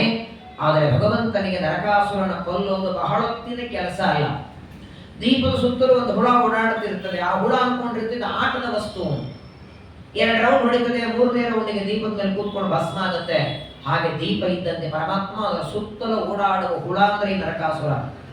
ಆದರೂ ಒಂದು ಮಾತು, ನರಕಾಸುರ ಹುಟ್ಟುವಾಗಲೇ, ನರಕಾಸುರ ಹುಟ್ಟಿದ ದಿನವೇ ವರಾಹ ದೇವರಿಗೆ ಭೂದೇವಿ ಒಂದು ವರ ಕೇಳ್ತಾಳೆ, ನನ್ನ ಮಗನಿಗೆ ಅಷ್ಟು ಬೇಗ ಮರಣ ಬರಬಾರದು. ಯಾವ ತಾಯಿಗಾದರೂ ಅಪೇಕ್ಷೆ ಇರುತ್ತೆ. ಒಂದು ಮಾತು ಶಿವನಾಚಾರ್ಯ ಹೇಳ್ತಾರೆ, ನರಕಾಸುರ ಹುಟ್ಟಿದಾಗ ದುಷ್ಟ ಇರಲಿಲ್ಲ. ವರಾಹ ದೇವರಿಂದ ಭೂದೇವಿಯಲ್ಲಿ ಹುಟ್ಟಿದಾಗ ದುಷ್ಟ ಇರಲಿಲ್ಲ. ಅವನು ಪ್ರಾರಂಭದಲ್ಲಿ ಸಾತ್ವಿಕನೇ ಇದ್ದ, ಕೆಟ್ಟ ಕೆಲಸ ಮಾಡ್ತಿರ್ಲಿಲ್ಲ. ಯಾವಾಗ ಇವರಿಗೆ ದುಷ್ಟ ದೈತ್ಯರ ಸಂಪರ್ಕ ಆಯಿತು, ಮದ್ಯಪಾನ, ಮಾಂಸ ಭಕ್ಷಣ ಮಾಡ್ಲಿಕ್ಕೆ ಶುರು, ಸ್ವಾಭಾವಿಕ ದುಷ್ಟ ಇದ್ರೂ ಕೂಡ ಅವನು ದುಷ್ಟ ಕರ್ಮಗಳನ್ನು ಮಾಡ್ಲಿಕ್ಕೆ ಶುರು ಮಾಡೋದಿದ್ದು ಗೊತ್ತಿದ್ದೇನೆ. ಭೂದೇವಿ ವರವನ್ನ ಬೇಡಿದ್ದು. ಆದರೆ ವರಾಹದೇವರು ವರವನ್ನ ಕೊಡುವಾಗಲೇ ಅವನಿಗೆ ಹೇಳಿದ್ರು, ಇವನಿಗೆ ಮರಣ ಹೇಗೆ ಬರುತ್ತೆ? ತತ್ಸ್ತ್ರಕೂಟಂ ಭಗವನ್ ಸಮರ್ಗಣೇಹಿ. ಯಾವಾಗ ಇವನು ತನ್ನ ಸಮಾನ ಜೊತೆಗೆ ಅಥವಾ ತನಕ್ಕಿಂತ ಸಣ್ಣವರ ಜೊತೆಗೆ ಯುದ್ಧ ಮಾಡಿದ್ರೆ ಇವನಿಗೆ ಮರಣ ಇಲ್ಲ. ಯೋಗ್ಯತೆಯಲ್ಲಿ ತನಕ್ಕಿಂತ ಉತ್ತಮರ ಜೊತೆಗೆ ಇವನು ಯುದ್ಧ ಮಾಡಿದಾಗ ಸಾಯ್ತಾರೆ. ಅದರಲ್ಲಿಯೂ ವಿಶೇಷವಾಗಿ ದೇವರಿಗೆ ಎದುರಾಗಿ ಅಹಂಕಾರದಿಂದ ವರ್ತನೆ ಮಾಡಿದರೆ ಸಾಯ್ತಾನೆ. ಭೂದೇವಿಗೆ ವರನು ಕೊಟ್ಟದ್ದರಿಂದ ಆ ವರವನ್ನು ಸತ್ಯ ಮಾಡುವುದಕ್ಕಾಗಿ ಪರಮಾತ್ಮ ಸ್ವಲ್ಪ ನೋಡಿ, ನರಕಾಸುರನ ಪಟ್ಟಣದ ಒಳಗೆ ಬಂದಾಗ ನೇರವಾಗಿ ನರಕಾಸುರನ ಸಂಹಾರ ಮಾಡಬಹುದಾಗಿತ್ತು ಕೃಷ್ಣ. ಎಲ್ಲ ಶತ್ರುಗಳನ್ನು ಹೊಡಿತಾ ಟೈಮ್ ಪಾಸ್ ಆಗಿ ಮಾಡದ. ಬಂದದ್ದು ನರಕಾಸುರನ ಕೊಲ್ಲೋದಕ್ಕಾಗಿ. ಎರಡಿದೆ, ಅದಿತಿ ದೇವಿಯ ಕರ್ಣಕುಂಡಲನೂ ಸರಿ, ಅಥವಾ ನರಕಾಸುರನ ಬಂಧನದಲ್ಲಿ 16,100 ಜನ ಅವರನ್ನೆಲ್ಲ ಮುಂದೆ ಬಲಿ ಕೊಡೋರಿದ್ದಾರೆ. ಹಾಗಾದ್ರೆ ನೇರವಾಗಿ ಬಂದು ನರಕಾಸುರನ ಸಂಹಾರ ಮಾಡಬಹುದು. ಹಾಗೆ ಮಾಡಿಬಿಟ್ಟಿದ್ದ ಅಂದ್ರೆ ನರಕಾಸುರನೇ ಸತ್ತ ಮೇಲೆ ಅವನ ಸೈನಿಕರೆಲ್ಲ ಗಾಬರಿಯಿಂದ ಓಡಿ ಹೋಗೋ. ಇವನು ಭೂಮಿಯಲ್ಲಿ ಅವತಾರ ಮಾಡಿದ್ದೆ ಭೂಭಾರ ಹರಣಕ್ಕೆ. ಭೂಭಾರ ಹರಣಾಗಬೇಕಾದರೆ ನರಕಾಸುರನಕ್ಕಿಂತ ಮೊದಲು ಅವರ ದೈತ್ಯರ ಸಂಹಾರ ಆಗಬೇಕು ಅನ್ನೋದಕ್ಕಾಗಿ ಮೊದಲು ಎಲ್ಲ ದೈತ್ಯರನ್ನ ಸಂಹಾರ ಮಾಡಿ ಅನಂತರದಲ್ಲಿ ನರಕಾಸುರ ಯುದ್ಧಕ್ಕೆ ಬರ್ತಾನೆ. ಏನು ನೋಡಿ ಭಾಗ್ಯ, ಜನ್ಮಾಂತರದ ಪುಣ್ಯ ಇದ್ರೆ ದೇವರಿಂದ ಮರಣ ಸಿಗತ್ತೆ. ವಿಶೇಷವಾಗಿ ನರಕಾಸುರನನ್ನು ಕೊಲ್ಲುವುದಕ್ಕೆ ಪರಮಾತ್ಮ ಆಶ್ವಿನ ಮಾಸ ಕೃಷ್ಣ ಪಕ್ಷ ಚತುರ್ದಶಿಯನ್ನು ಆರಿಸಿಕೊಂಡಿದ್ದಾರೆ. ಆಶ್ವಿನ ಮಾಸದಲ್ಲಿ ನರಕಾಸುರನಿಗೂ ಪರಮಾತ್ಮನಿಗೂ ಘನಘೋರವಾದ ಯುದ್ಧವಾಯಿತು. ಕೊನೆಗೆ ಸುದರ್ಶನ ಚಕ್ರವನ್ನು ತೆಗೆದ ಆಶ್ವಿನ ಕೃಷ್ಣ ಚತುರ್ದಶಿ ಪರಮಾತ್ಮ ಸುದರ್ಶನ ಚಕ್ರದಿಂದ ನರಕಾಸುರನ ರುಂಡವನ್ನು ಕತ್ತರಿಸ್ತಾನೆ. ಅವತ್ತಿನ ದಿನ ನರಕಾಸುರ ಸಪ್ತ ದಿನ ವಾಸ್ತವಿಕವಾಗಿ, ಆದರೆ ಅವತ್ತು ಜಗತ್ತಿಗೆ ದೊಡ್ಡ ಹಬ್ಬ ಆಯಿತು. ನರಕ ಚತುರ್ದಶಿ ಅಂತ ಅವನ ಹೆಸರಿನಿಂದ ಪ್ರಸಿದ್ಧ ಆಯಿತು. ಅವತ್ತಿನ ದಿನ ಎಲ್ಲ ಸ್ತ್ರೀಯರಿಗೆ, ಆ ಸ್ತ್ರೀಯರು ಮಾಡುವ ಆರತಿ ಎಲ್ಲರೂ ಮಾಡಿಸ್ಕೊಳ್ತಾರೆ. ನರಕ ಚತುರ್ದಶಿಯ ದಿನ ಬರೀ ಪುರುಷರಿಗೆ ಮಾತ್ರವಲ್ಲ, ಯತಿಗಳಿಗೂ ಅವತ್ತು ಆರತಿ ಇರ್ತದೆ. ಕಾರಣ, ಕೃಷ್ಣ ಪರಮಾತ್ಮ ನರಕಾಸುರನನ್ನ ಸಂಹಾರ ಮಾಡಿ ಬಂದ ಮೇಲೆ ಅವರಿಗೆ ಎಲ್ಲ ಗೋಪಿಕಾಸ್ತ್ರೀಯರು ಆರತಿ ಮಾಡಿದ್ದರಿಂದ ಅವತ್ತಿನಿಂದ ಸುಮಂಗಲಿಯರಿಂದ ಆರತಿ ಮಾಡುವಂತಹ ಒಂದು ಪದ್ಧತಿ ಬಂದದ್ದು. ನರಕಾಸುರನ ಸಂಹಾರ ಮಾಡಿದ ಕ್ಷಣ ಭೂದೇವಿ ಬಂದ. ಭೂದೇವಿ ಯಾರು? ನರಕಾಸುರನ ತಾಯಿ. ಏನಾಗಬೇಕು ಹೇಳಿ? ತಾಯಿಯ ಮುಂದೆ ಮಗ ಸತ್ರೆ, ದುಷ್ಟ ಮಗನೇ ಇರಲಿ ಕೆಟ್ಟ ಮಗನೇ ಇರಲಿ, ಹೆತ್ತವರಿಗೆ ಹೆಗ್ನಾನು ಮುಂದೆ ಅಂತಾರಲ್ಲ, ಎಷ್ಟೇ ದುಷ್ಟ ಆದರೂ ತಾಯಿ ಮಗನನ್ನು ಬಿಟ್ಕೊಡೋದಿಲ್ಲ. ನರಕಾಸುರ ಸತ್ತ ಮೇಲೆ ಪೃಥ್ವಿ ಭೂದೇವಿ ಬರ್ತಾಳೆ. ಭೂದೇವಿ ಬಂದು ಕೃಷ್ಣ ಪರಮಾತ್ಮನಿಗೆ ನಮಸ್ಕಾರ ಮಾಡ್ತಾಳೆ, ಪ್ರಾರ್ಥನೆ ಮಾಡ್ತಾಳೆ. ಏನಾಯ್ತು ಅವಳಿಗೆ ಅಂದ್ರೆ, ಒಂದರ್ಥದಲ್ಲಿ ಮಗನನ್ನ ಕೊಂದದ್ದಕ್ಕೆ ಕೃಷ್ಣನ ಮೇಲೆ ಕೋಪವಂತೂ ಇಲ್ಲ, ಅವನು ಮಾಡಿದ ಕೃತ್ಯಕ್ಕೆ ಕೊಂದದ್ದು ಸರಿ. ಆದರೆ ಭೂದೇವಿಗೆ ಮನಸ್ಸಿನಲ್ಲಿ ಒಂದು ದುಃಖ ಆಗ್ತಾ ಇದೆ. ಭೂದೇವಿ ಅಂತಾಳೆ, ನಿನ್ನನ್ನ ಬೈದರೂ ಸಹ, ನಿನ್ನನ್ನ ಬೈಯೋದು ಬೇಡ, ನಿನ್ನನ್ನ ನಂಬಿದ ನಿನ್ನ ಭಕ್ತರ ಜ್ಞಾನಿಗಳ ನಿಂದೆ ಮಾಡಿದರೆ ಮಹಾನರಕ ಇದೆ. ಶಂಕೆ ವೃಷಂ ಬ್ರಹ್ಮಕುಲಾವಮಾನ. ಇಂದ್ರದೇವರು ಗದೆ ಎಸೆದರೆ, ವಜ್ರಾಯುಧ ಹಾಕಿದರೆ ಯಾರ ಮೇಲೆ ಹಾಕ್ತಾರೆ ಅವನ ತಲೆ ಮಾತ್ರ ಸೀಳ್ತದೆ. ಇಂದ್ರನ ವಜ್ರಾಯುಧ, ರುದ್ರದೇವರ ತ್ರಿಶೂಲ ಯಾರ ಮೇಲೆ ಎಸೀತಾರೆ ಅವ್ರ ತಲೆ ಮಾತ್ರ. ಆದರೆ ಬ್ರಾಹ್ಮಣ ದ್ರೋಹ ಇದೆಯಲ್ಲ, ಮಾಡಿದವನು ಮಾತ್ರ ಅಲ್ಲ, 21 ತಲೆ ನರಕಕ್ಕೆ ಹೋಗುತ್ತೆ. ಅಷ್ಟು ಭಯಾನಕ ಪಾಪ ಅದು ಬ್ರಾಹ್ಮಣ ದ್ರೋಹ. ಬ್ರಾಹ್ಮಣರನ್ನ ಬೈದ್ರೇನೆ ಅಷ್ಟು ಭಯಾನಕ ಅಂದ್ರೆ ಇನ್ನು ನಿನ್ನನ್ನೇ ನಿಂದೆ ಮಾಡಿ ಬೈಯೋದಲ್ಲದೇನೆ, ನಿನ್ನ ತಾಯಿ ವಾಮನ ಅವತಾರದಲ್ಲಿ ನಿನಗೆ ಜನ್ಮ ಕೊಟ್ಟ ನಿನ್ನ ತಾಯಿ ಅದಿತಿ ದೇವಿಯ ಕುಂಡಲಗಳನ್ನು ತಂದಿದ್ದಾನೆ. ಆ ಕರ್ಣ ಕುಂಡಲಗಳನ್ನು ಅವಳೇ ತಂದು ಕೊಟ್ಲಂತೆ. ಇದಕ್ಕೆ ನೀನು ಬಂದದಲ್ವೇ? ಈಗ ನರಕಾಸುರನನ್ನ ಕೊಲ್ಲೋದು ಒಂದು ಉದ್ದೇಶ ಆದರೂ ಈ ಕರ್ಣ ಕುಂಡಲವನ್ನ ಅದಿತಿ ದೇವಿಗೆ ಕೊಡಬೇಕು ಅಂತ ಬಂದಿದ್ದಿ. ಈ ಕರ್ಣ ಕುಂಡಲ ವೈಜಯಂತಿ ಮಾಲೆ ಜೊತೆಗೆ ನರಕಾಸುರನ ಮಗನಾದ ಭಗದತ್ತನನ್ನು, ಮೊಮ್ಮಗನನ್ನು ಕರ್ಕೊಂಡು ಬರ್ತಾಳೆ. ಪೃಥ್ವಿ ಭೂದೇವಿ ಮೊಮ್ಮಗನನ್ನ ಕರ್ಕೊಂಡು ಬಂದು ಅವನ ಕೈಯನ್ನು ಕೃಷ್ಣನ ಕೈಗೆ ಕೊಟ್ಲಂತೆ. ಮಗ ದುಷ್ಟ ಆದಂತೆ ಮೊಮ್ಮಗ ದುಷ್ಟ ಆಗೋದು ಬೇಡ, ಇವನಾದರೂ ನಿನ್ನ ಭಕ್ತನಾಗಲಿ, ನಿನ್ನಲ್ಲಿ ಇವನಿಗೆ ಭಕ್ತಿ ಬರಲಿ, ನೀನು ಮಾತ್ರ ಇವರನ್ನ ಕೈ ಬಿಡಬೇಡ ಅಂತ ತಂದು ಒಪ್ಪಿಸ್ತಾಳೆ. ಪ್ರಾರ್ಥನೆ ಮಾಡ್ತಾಳೆ ಭೂದೇವಿ. ನಮಸ್ತೆ ದೇವದೇವೇಶ ಶಂಖ ಚಕ್ರ ಗದಾಧರ ಭಕ್ತ ಭಕ್ತೇಚ್ಛೋಪಾಕ್ತ ರೂಪಾಯ ಪರಮಾತ್ಮನ್ ನಮೋಸ್ತುತೆ. ಭಕ್ತರ ಇಚ್ಛೆಯಂತೆ ರೂಪವನ್ನು ಧಾರಣ ಮಾಡುತ್ತೆ. ನಮ ಪಂಕಜನಾಭಾಯ ನಮ ಪಂಕಜಮಾಲಿನಿ. ಬಹಳ ಸುಂದರವಾಗಿ ಭಗವಂತನನ್ನ ಭೂದೇವಿ ಸ್ತೋತ್ರ ಮಾಡ್ತಾಳೆ.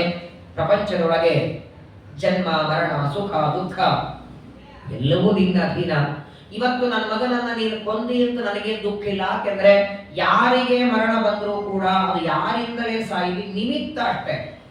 ನನ್ನ ಮಗನ ಆಯುಷ್ಯ ಮುಗಿದಿತ್ತು, ಅವನು ಇವತ್ತು ಸತ್ತೋಗಿ ಬಿಟ್ಟ. ಆದರೆ ಈ ನಿಮಿತ್ತದಿಂದ ನಿನ್ನ ದರ್ಶನ ಆಯಿತು. ಸಮಗ್ರವಾದ ಜಗತ್ತನ್ನ ಪಾಲನೆ ಮಾಡುವ ದೇವರನೇ. ಎಲ್ಲರ ಜವಾಬ್ದಾರಿ ಇದೆ. ಮನೆಯೊಳಗೆ ಗಂಡ ಮಕ್ಕಳು ಒಂದು 4-5 ಜನರ ಜವಾಬ್ದಾರಿ ಮನೆ ಯಜಮಾಂತಿ ಕೈಯಲ್ಲಿ ಇರುತ್ತೆ. ಹಾಗಲ್ಲ, ಅಲ್ಲಿ ಓಡಾಡುವ ಇರುವೆಗೂ ನೀನೇ ಆಹಾರ ಕೊಡಬೇಕು, ನೀರಿನಲ್ಲಿದ್ದ ಮೊಸಳೆ ಮೀನುಗಳಿಗೂ ನೀನೇ ಆಹಾರ ಕೊಡಬೇಕು. ನಿನ್ನ ಜವಾಬ್ದಾರಿ ಬಹಳ ದೊಡ್ಡದು. ಹಾಗಾಗಿ ಮದುವೆ ಮಾಡಿಕೊಂಡವರನ್ನ ಗೃಹಸ್ಥ ಅಂತಾರೆ. ಆದರೆ ಪರಮಾತ್ಮನನ್ನ ಅವ್ಯಾಕೃತ ಗೃಹಸ್ಥ ಅಂತ ಕರೆದಿದ್ದಾರೆ ಆಚಾರ್ಯರು. ದ್ವಾದಶ ಸ್ತೋತ್ರದಲ್ಲಿ ಹೇಳ್ತಾರೆ, ಅವ್ಯಾಕೃತ ಗೃಹಸ್ಥಾಯ ರಮ ಪ್ರಣಯಿನೇ ನಮಃ. ಕೇವಲ ನನ್ನ ಮಗ ಸೊಸೆ ಮೊಮ್ಮಕ್ಕಳು ಅಂತ ಮಾತ್ರವಲ್ಲ, ಇಡೀ ಜಗತ್ತರಿಂದ ವಿಶ್ವ ಕುಟುಂಬೆ ನೀನು. ಆದರೆ ಒಂದು ಸತ್ಯ, ಅವರವರ ಯೋಗ್ಯತೆಗೆ ತಕ್ಕಂತೆ ನೀನು ಅವರಿಗೆ ಮುಕ್ತಿ ಯೋಗ್ಯರು, ನಿತ್ಯ ಸಂಸಾರಿಗಳು, ತಮೋ ಯೋಗ್ಯರು, ಅವರಿಗೆ ಯೋಗ್ಯವಾದ ಗತಿಯನ್ನು ಕೊಡುವಂತಹ ಪರಮಾತ್ಮ ನೀನು. ಈಗ ನನ್ನ ಮಗನನ್ನು ಸಂಹಾರ ಮಾಡಿದ್ದೆ, ಆದರೆ ಈ ರಾಜ್ಯ ಸಮಗ್ರವಾದ ಪ್ರಾಗ್ಜ್ಯೋತಿಷ ಪಟ್ಟಣ ಹಾಗೂ ನನ್ನ ಮೊಮ್ಮಗನಾದ ಭಗದತ್ತನನ್ನ ನೀನು ಸ್ವೀಕಾರ ಮಾಡಬೇಕು ಅಂದಾಕ್ಷಣ ಪರಮಾತ್ಮ ನೋಡಿ ಸತ್ಯ ಸಂಕಲ್ಪ. ಹಾಗೆ ನೋಡಿದರೆ ಯಾವ ದೈತ್ಯರನ್ನ ಕೃಷ್ಣ ಸಂಹಾರ ಮಾಡಿದ್ದಾನೆ ಅವರೆಲ್ಲರ ರಾಜ್ಯನೂ ಕೃಷ್ಣಗೆ ಬರಬೇಕಾಗಿತ್ತು. ಕಂಸನನ್ನ ಕೊಂದ ಮೇಲೆ ಮಥುರಾ ಪಟ್ಟಣ ರಾಜ್ಯ, ಈಗ ನರಕಾಸುರನ ಕೊಂದ ಮೇಲೆ ಅವನ ರಾಜ್ಯ, ಮುಂದೆ ಜರಾಸಂಧನನ್ನ ಭೀಮನಿಂದ ಕೊಲ್ಲಿಸ್ತಾನೆ, ಮಗಧ ರಾಜ್ಯ. ಯಾವುದೂ ತಾನು ತಗೊಳ್ಳಿಲ್ಲ. ಪುರ ಶಬ್ದಕ್ಕೆ ಪಟ್ಟಣ ಅಂತ. ಪ್ರಾಗ್ಜ್ಯೋತಿಷ್ ಪುರ ಪಟ್ಟಣ ಎರಡು ಒಂದೇ ಅರ್ಥ ಹೇಳುವ 2 ಶಬ್ದಗಳು. ಅದೇ ಬೇರೆ, ಅದೇ ಅದರ ಪುರಾಣದ ಬೇರೆ. ಹಾಗಾದರೆ ಪರಮಾತ್ಮ ಹೇಳ್ತಾನೆ ನೋಡಿ, ವಾಸ್ತವಿಕವಾಗಿ ನರಕಾಸುರನನ್ನ ಕೊಂದ ಮೇಲೆ ಈ ಸಮಗ್ರವಾದ ಸಂಪತ್ತು ರಾಜ್ಯ ನಿನ್ನ ಅಧೀನ, ನೀನೇ ಇದನ್ನ ತಗೋ ಅಂದ್ರೆ ಪರಮಾತ್ಮ ಬೇಡ ಅಂತಾನೆ. ತಂದೆ ಮಾಡಿದ ತಪ್ಪುಗಳು ಮಗ ಮಾಡೋದಿಲ್ಲ ಅಂತ ಗೊತ್ತಿದೆ. ನಿನ್ನ ಮೊಮ್ಮಗನಾದ ನರಕಾಸುರನ ಮಗನಾದ ಭಗದತ್ತನಿಗೆ ರಾಜ್ಯವನ್ನ ಕೊಡ್ತೇನೆ, ಇನ್ನು ಮೇಲಾದ್ರೂ ಪ್ರಜೆಗಳು ಇವನಿಂದ ಒಳ್ಳೇದು ಕಾಣಲಿ. ತಂದೆಯಿಂದ ಅಂತೂ ಏನು ಒಳ್ಳೇದು ಕಾಣಲಿಲ್ಲ, ನರಕಾಸುರನಿಂದ ಎಲ್ಲರೂ ದುಃಖವನ್ನು ಅನುಭವಿಸಿದ್ದಾರೆ. ಆ ತಂದೆ ಮಾಡಿದಂತೆ ಇವನು ಮಾಡೋದು ಬೇಡ, ಅವನಿಗೆ ರಾಜ್ಯವನ್ನ ಕೊಡ್ತೇನೆ ಅಂತ ಪರಮಾತ್ಮ ನರಕಾಸುರನ ಮಗನಾದ ಭಗದತ್ತನಿಗೆ ರಾಜ್ಯ ಕೊಡ್ತಾನೆ. ಈ ಭಗದತ್ತನ ಕಥೆ ಆಚಾರ್ಯರು ಆತ್ಮನಿರ್ಣಯದಲ್ಲಿ ಬಹಳ ಸುಂದರವಾಗಿ ವರ್ಣನೆ ಮಾಡ್ತಾರೆ. ಮುಂದೆ ಯುದ್ಧ ಕಾಲದಲ್ಲೆಲ್ಲ ಇವನು ಬಂದು ಸಹಾಯ ಮಾಡ್ತಾನೆ. ನರಕಾಸುರನ ಸಂಹಾರ ಮಾಡಿ ಭಗದತ್ತನಿಗೆ ರಾಜ್ಯವನ್ನ ಕೊಟ್ಟ. ಅವನ ಬಂಧನದಲ್ಲಿರುವ ಸ್ತ್ರೀಯರನ್ನೆಲ್ಲ ಬಿಡಿಸ್ತಾನೆ. ಎಲ್ಲ ಸ್ತ್ರೀಯರನ್ನ ಬಿಡಿಸಿ ಅವರನ್ನೆಲ್ಲ ದ್ವಾರಕಾಪಟ್ಟಣ ಕಳಿಸಿಬಿಟ್ಟ. ನರಕಾಸುರನ ಯಾವ ಸಂಪತ್ತು ರಾಜ್ಯ ತಗೊಳ್ಳಿಲ್ಲ, ಅದನ್ನ ಮಗನಿಗೆ ಕೊಟ್ಟ. ಆದ್ರೆ ಅಲ್ಲಿರುವ ಸ್ತ್ರೀಯರನ್ನ ಮಾತ್ರ ತಪಸ್ಸು ಮಾಡಿ ತಾನೇ ಗಂಡಾಗಬೇಕು ಅಂತ ವರ ಬೇಡಿದ್ದಕ್ಕೆ ಆ ಎಲ್ಲ ಸ್ತ್ರೀಯರನ್ನ ಕಳಿಸಿಕೊಟ್ಟು ಆ ಕರ್ಣ ಕುಂಡಲಗಳನ್ನು ಜೊತೆಗೆ ತಗೊಳ್ತಾನೆ. ವೈಜಯಂತಿ ಮಾಲೆಯನ್ನು ತಗೊಂಡ ಗರುಡನಿಗೆ ಹೇಳ್ತಾನೆ, ನಡಿ ಸ್ವರ್ಗಕ್ಕೆ ಅಂತಾನೆ. ಸ್ವರ್ಗಲೋಕದಲ್ಲಿರುವಂತಹ ತಾಯಿಯಾದ ಅದಿತಿ ದೇವಿಗೆ ಇದನ್ನು ಕೊಟ್ಟು ಬರೋಣ ಅಂತ ಹೇಳಿ ಮತ್ತೆ ಗರುಡನ ಮೇಲೆ ಕೂತಿದ್ದಾರೆ. ಪ್ರಾಗ್ಜ್ಯೋತಿಷ ಪಟ್ಟಣದಿಂದ ಹೊರಟಿದ್ದಾರೆ. ಪರಮಾತ್ಮ ಸತ್ಯಭಾಮ ಗರುಡನ ಮೇಲೆ ಹೊರಟಿದ್ದಾರೆ, ಸ್ವರ್ಗಲೋಕಕ್ಕೆ ಬಂದಿದ್ದಾರೆ. ಸ್ವರ್ಗದ್ವಾರಂ ಗತೋ ವಿಷ್ಣು ದತ್ಮೋ ಶಂಕಂ ಮಹಾಸ್ಮರಂ. ಇನ್ನು ಸ್ವರ್ಗಲೋಕದ ದ್ವಾರದಲ್ಲಿ ಬರುವಾಗಲೇ ಕೃಷ್ಣ ಜೋರಾಗಿ ಮತ್ತೆ ಶಂಖನಾದ ಮಾಡುತ್ತಾನೆ. ಭಗವಂತನ ಶಂಖನಾದವನ್ನ ಕೇಳಿ ದೇವತೆಗಳೆಲ್ಲ ಓಡಿ ಬಂದಿದ್ದಾರೆ. ಇಂದ್ರದೇವರು ಬರ್ತಾರೆ. ದ್ವಾರದಲ್ಲೇನೆ ಪರಮಾತ್ಮನಿಗೆ ಪೂಜೆ, ಸ್ವರ್ಗಲೋಕದ ದ್ವಾರದಲ್ಲೇನೆ ಪರಮಾತ್ಮನಿಗೆ ಪೂಜೆಯನ್ನ ಮಾಡಿ ಇಂದ್ರದೇವರು ಭಗವಂತನನ್ನ ಒಳಗೆ ಸ್ವಾಗತ ಮಾಡಿ ಕರೀತಾರೆ. ಪರಮಾತ್ಮ ಒಳಗೆ ಬಂದ ತತ್ರ ಪ್ರಾಯ ಪುರಿಮಾತು ಆದಿತ್ಯ ಸಹ ಭಾರ್ಯಯ ದೃಷ್ಟೋಪತಸ್ಥಿತಂ ದೇವಿ ಪುತ್ರ ಮಾಯಾಂತಮಚ್ಯುತಂ. ನೋಡಿದರೆ ಈ ಜನ್ಮದಲ್ಲಿ ದೇವಕಿಯ ಮಗ, ದೇವಕಿ ಅದಿತಿನೇ ಇಲ್ಲ ಅಂತಲ್ಲ, ಆದರೆ ಅದಿತಿ ದೇವಿಯ ಮಗನಾದದ್ದು ವಾಮನನಾದಾಗ ತನ್ನ ಮಗನಾದದ್ದು. ಈಗ ಪಾಂಚಜನ್ಯ ಶಂಕದ ಧ್ವನಿ ಕೇಳಿದ ಕ್ಷಣ ಇಲ್ಲಿಲ್ಲದ ಆನಂದ ಆಯಿತಂತೆ. ಅದಿತಿ ದೇವಿಗೆ ಮಗ ಬಂದ. ತಾನು ವಾಮನಾವತಾರದಲ್ಲಿ ಯಾರನ್ನ ಮಗನಾಗಿ ಪಡೆದಿದ್ದೇನೆ ಬಂದಿದ್ದಾನೆ. ಕೇವಲ ಮಗ ಮಾತ್ರ ಬರಲಿಲ್ಲ, ಸೊಸೆನೂ ಜೊತೆಗೆ ಬಂದಿದ್ದಾಳೆ. ಪ್ರಾಯ ಪ್ರಪಂಚದೊಳಗೆ ಸೊಸೆಯ ಮೇಲೆ ಪ್ರೀತಿ ಮಾಡುವ ಅತ್ತೆಯರು ತುಂಬಾ ಕಡಿಮೆ ಇದ್ದಾರೆ. ಎಲ್ಲರಿಲ್ಲ ಅಂತ ಹೇಳ್ತಿಲ್ಲ, ಆದರೂ ವಿಶೇಷವಾಗಿ ಮದುವೆ ಕಾಲದಲ್ಲಿ ನಾನಾ ರೀತಿ ಮಾತುಗಳಾಡ್ತಾರೆ. ಯಾವಾಗಲೂ ಯಾಕೆ ಜಗಳ ಬರ್ತದಂದ್ರೆ, ಎಲ್ಲೇ ನೋಡಿ ನಾನು ಹೇಳ್ದಂಗಾಗಬೇಕು, ನನ್ನ ಮನಸ್ಸಿಗೆ ತಕ್ಕಂಗಾಗಬೇಕು ಅಂತ ಯಾವಾಗ ಆಗತ್ತೋ ಆಗಲೇ ಜಗಳ ಬರುತ್ತೆ. ಅತ್ತೆ ಸೊಸೆಂದರಿರ್ಬೋದು, ಅಣ್ಣ ತಮ್ಮಂದರಲ್ಲಿರ್ಬೋದು, ತಂದೆ ಮಕ್ಕಳಲ್ಲಿರ್ಬೋದು, ಇಲ್ಲಿ ಚೆನ್ನಾಗಿ ವರ್ಣನೆ ಮಾಡ್ತಾರೆ ನೋಡಿ. ಯಾವಾಗ ಕೃಷ್ಣ ಪರಮಾತ್ಮನ ಜೊತೆಗೆ ಸತ್ಯಭಾಮಾದೇವಿ ಬರ್ತಿದ್ದಾರೆ, ಬರುವಂತಹ ಕೃಷ್ಣನನ್ನ ನೋಡ್ತಾ ಒಳಗೆ ಕೂತ ಅದಿತಿ ದೇವಿ ಓಡಿ ಬಂದ. ಬೆಳಗ್ಗೆ ಆಫೀಸಿಗೆ ಹೋದ ಮಗ ಸಾಯಂಕಾಲ ಬರೋದು, ತಾಯಿ ಕಾಯ್ಕೊಂಡು ಕೂತಿರ್ತಾಳೆ. ಅಲ್ಲ, ಬೆಳಗ್ಗೆ ಹೋಗಿದ್ದಾನೆ ಸಾಯಂಕಾಲ ಬರ್ತಾನೆ ಅದಕ್ಕಲ್ಲ. ಇಷ್ಟು ಘೋರವಾದಂತಹ ಘೋರ ಕಲಿಯುಗ, ನೂರಾರು ತರಹದ ಗಾಡಿ ವಾಹನಗಳು ಏನಾಗುತ್ತೋ, ಸುರಕ್ಷಿತ ಮಗ ಬಂದ ಅಂದ್ರೆ ತಾಯಿ ಅಲ್ಲಿಂದಕ್ಕೆ ಎಷ್ಟೋ ಜನ ತಾಯಿ ಅಂದ್ರೆ ಊಟನೂ ಮಾಡಲ್ಲ, ರಾತ್ರಿ ಮಗನ ಮುಖ ನೋಡಿ ಊಟ ಮಾಡ್ತಾರೆ. ಅದೆಷ್ಟು ವರ್ಷಗಳಾದ ಮೇಲೆ ಕೃಷ್ಣ ಸ್ವರ್ಗದ್ವಾರಕ್ಕೆ ಬಂದಿದ್ದಾನೆ. ಆದರೆ ಒಂದು ಮಾತು ಶ್ರೀಮದಾಚಾರ್ಯ ಹೇಳ್ತಾರೆ, ಶ್ರೀಕೃಷ್ಣ ಪರಮಾತ್ಮ ಸ್ವರ್ಗದ್ವಾರದ ಒಳಗೆ ಬರ್ತಾನೆ. ಸತ್ಯಭಾಮಾದೇವಿ ಜೊತೆಗೆ ಬಂದಾಕ್ಷರ ತಾಯಿಯಾದಂತಹ ಅದಿತಿ ದೇವಿಗೆ ಒವಂದೇ ನಮಸ್ಕಾರ ಮಾಡಿದ. ತ್ವಮೇವ ಮಾತಾಚ ಪಿತಾ ತ್ವಮೇವ. ಇವರಿಗೆ ಯಾರು ತಾಯಿ ಇಲ್ಲ, ಅಪ್ರಾಕೃತ ಇವನು. ಇಡೀ ಜಗತ್ತಿಗೆ ಇವನು ತಂದೆ ತಾಯಿ. ಆದರೆ ಅವತಾರ ಮಾಡಿ ಭೂಮಿಗೆ ಬಂದಾಗ ಏನು ಮನುಷ್ಯರಂತೆ ದೇವರು ವರ್ತನೆ ಮಾಡಬೇಕು ಅದನ್ನು ಮಾಡಿ ತೋರಿಸ್ತಾನೆ. ವವಂದೇ ತಾಂ ಹರಿಸ್ತಂಸ ಪೂಜಯಾಮಾಸ ವಾಮಿನಿ. ವಿಶೇಷವಾಗಿ ಇದನ್ನ ನೀವು ವೆಂಕಟೇಶ ಕಲ್ಯಾಣದಲ್ಲಿ ಕೇಳ್ತೀರಿ. ಬಕುಲಾದೇವಿಯನ್ನ ಶ್ರೀನಿವಾಸ ತಾನು ನಮಸ್ಕಾರ ಮಾಡಿದ. ಮದುವೆ ಕಾಲದಲ್ಲಿ ಬ್ರಹ್ಮದೇವರು ಬಂದರು ಸತ್ಯಲೋಕದಿಂದ. ಬ್ರಹ್ಮದೇವರಿಗೆ ಆಜ್ಞೆ ಮಾಡ್ತಾನೆ, ನನ್ನ ತಾಯಿ ಅಂದ್ರೆ ನಿಮ್ಮ ಅಜ್ಜಿ, ನಮಸ್ಕಾರ ಮಾಡುವುದ. ಮರ್ತ್ಯಾವತಾರಸ್ತ್ವಿಹ ಮರ್ತ್ಯ ಶಿಕ್ಷಣಂ ರಕ್ಷೋ ವಧಾಯ ಇವ ನ ಕೇವಲಂ ವಿಭೋ. ಇದೆಲ್ಲ ಯಾಕೆ ಮಾಡ್ತಾನೆ ದೇವರು? ತಂದೆ ತಾಯಿಗಳಿಗೆ ನಮಸ್ಕಾರ ಮಾಡೋದಾಗಲಿ ಅಥವಾ ನಾನಾ ರೀತಿಯಾದ ಸರ್ವಜ್ಞ ಅವನ ಮೇಲೆ ಯಾರಿಲ್ಲ, ಅತ್ಯತಿಷ್ಠ ಶಾಂಗುಲಂ. ಈ ರೀತಿ ತಂದೆ ತಾಯಿಗಳಿಗೆ ನಮಸ್ಕಾರ ಮಾಡಬೇಕು ಅಂತ ಒಂದು ಜಗತ್ತಿಗೆ ತೋರಿಸಬೇಕಾಗಿದೆ. ವಿಶೇಷವಾಗಿ ತಾನು ನಮಸ್ಕಾರ ಮಾಡಿದ, ಹೆಂಡತಿಯಾದ ಸತ್ಯಭಾಮಾದೇವಿಯಿಂದಲೂ ನಮಸ್ಕಾರ ಮಾಡಿಸ್ತಾನೆ. ಇಬ್ಬರು ನಮಸ್ಕಾರ ಮಾಡಿದ ಕ್ಷಣ ಅದಿತಿ ದೇವಿಯ ಕಣ್ಣಲ್ಲಿ ನೀರು ಬರ್ತಾ ಇದೆ. ಆ ವಿಚಿತ್ರ ನೋಡಿ, ನಮಸ್ಕಾರ ಏನು ಇವರು ಮಾಡಿದ್ರು, ಅವಳ ಆಶೀರ್ವಾದವೂ ಮಾಡಿದ್ಲ. ಆಶೀರ್ಭಿಹಿ ಪರಮ ಪ್ರೀತ ಚಿರಂ ದಿಷ್ಟಂ ಯದುತ್ತಮಂ. ಬಹಳ ಕಾಲದ ನಂತರದಲ್ಲಿ ತನ್ನ ಮನೆಗೆ ಕೃಷ್ಣ ಬಂದಿದ್ದಾನೆ. ಅವತಾರ ಮಾಡಿದ್ಮೇಲೆ ಬಂದೇ ಇಲ್ಲ ಇವನು. ಅವತಾರ ಮಾಡಿ 8 ವರ್ಷ ಆಯಿತು, ಇವತ್ತು ಬಂದಿದ್ದಾನೆ. ಆಶೀರ್ವಾದವನ್ನ ಮಾಡ್ತಾರೆ. ಇಬ್ಬರು ನಮಸ್ಕಾರ ಮಾಡಿದ್ದಾರೆ, ಇಬ್ಬರಿಗೂ ಆಶೀರ್ವಾದ ಮಾಡಿದ್ದಾಳೆ ಅದಿತಿ ದೇವಿ. ಆದರೆ ವಿಚಿತ್ರ ನೋಡಿ, ಪರಮಾತ್ಮ ಆ ಕರ್ಣಕುಂಡಲಗಳನ್ನ ತಾನೇ ಕೊಡಬೇಕಾಗಿತ್ತಲ್ಲ ತಾಯಿಗೆ. ನರಕಾಸುರನ ಸಂಹಾರ ಮಾಡಿದ್ದು ತಾನು, ಕರ್ಣಕುಂಡಲಗಳನ್ನ ತಂದದ್ದು ತಾನು, ಆದರೆ ಕೊಡಿಸಿದ್ದು ಮಾತ್ರ ಸತ್ಯಭಾಮಾದೇವಿ ಕೈಯಿಂದ ಕೊಡಿಸ್ತಾನೆ. ಸೊಸೆಯ ಕೈಯಿಂದ ಅತ್ತೆಗೆ ಕೊಡಿಸ್ತಾನೆ. ಅವಳು ಕರ್ಣಕುಂಡಲಗಳನ್ನ ಕೊಟ್ಟು ಪಾದಗಳಲ್ಲಿ ನಮಸ್ಕಾರ ಮಾಡ್ತಾರೆ. ಸತ್ಯಭಾಮಾದೇವಿಯನ್ನು ನೋಡಿ ಬಹಳ ಆನಂದ ಆಯ್ತಂತೆ.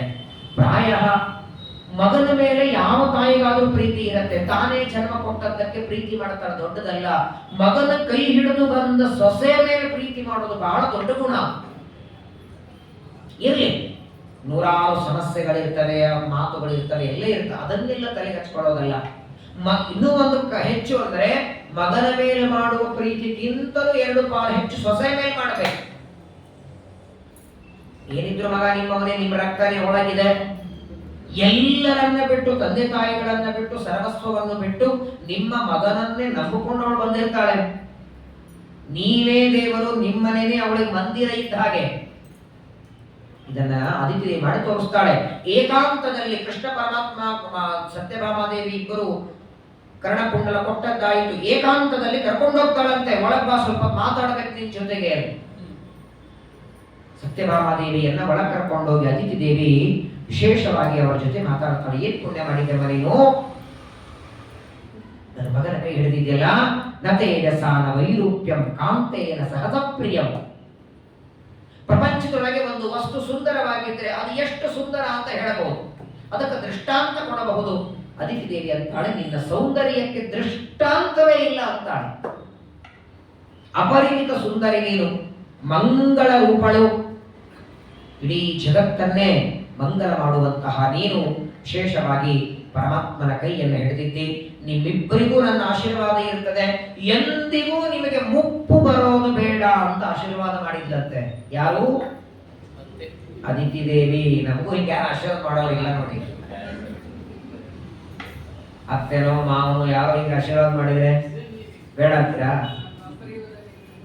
ದ್ವಾಪರಯುಗದಲ್ಲಿ ಯಾರು ಮಾಡ್ತಾರೆ? ನೀವೇ ಆಶೀರ್ವಾದ ಮಾಡಬೇಕು ಕಲಿಯುಗದಲ್ಲಿ. ಭೂಯಾ ಕಲ್ಯಾಣ ಸುವ್ಯಕ್ತ ಮತ್ಪ್ರಸಾದ ಕದಾಚನ. ಅದಿತಿ ದೇವಿ ಮಾತು ನೋಡಿ, ಯಾವಾಗಲೂ ಸುಮಂಗಲಿಯಾಗಿರು, ಅದಂತೂ ಸತ್ಯ. ಎಲ್ಲರ ಆಯುಷ್ಯವ ಶಿಂಶುಮಾರ ದೇವ ಸಲ್ಲೀಲೆಯಿಂದ ತೊಲಗಿಸುವ ಅನಾದಿ ಕಾಲದ ಕಂಡ ಇವನಿ ಮರಣವೇ ಇಲ್ಲ. ಹಾಗಾಗಿ ಅವಳು ನಿತ್ಯ ಮುತ್ತೈದೆಯಾಗಿರೋದು ಸತ್ಯ. ನೀ ನಿತ್ಯ ಮುತ್ತೈದೆಯಾಗಿರು. ಇದೇ ರೀತಿ ನಿನ್ನ ಮುಖದಲ್ಲಿ ವರ್ಚಸ್ಸು ತೇಜಸ್ಸು ಬೆಳೀತಾ ಹೋಗಲಿ.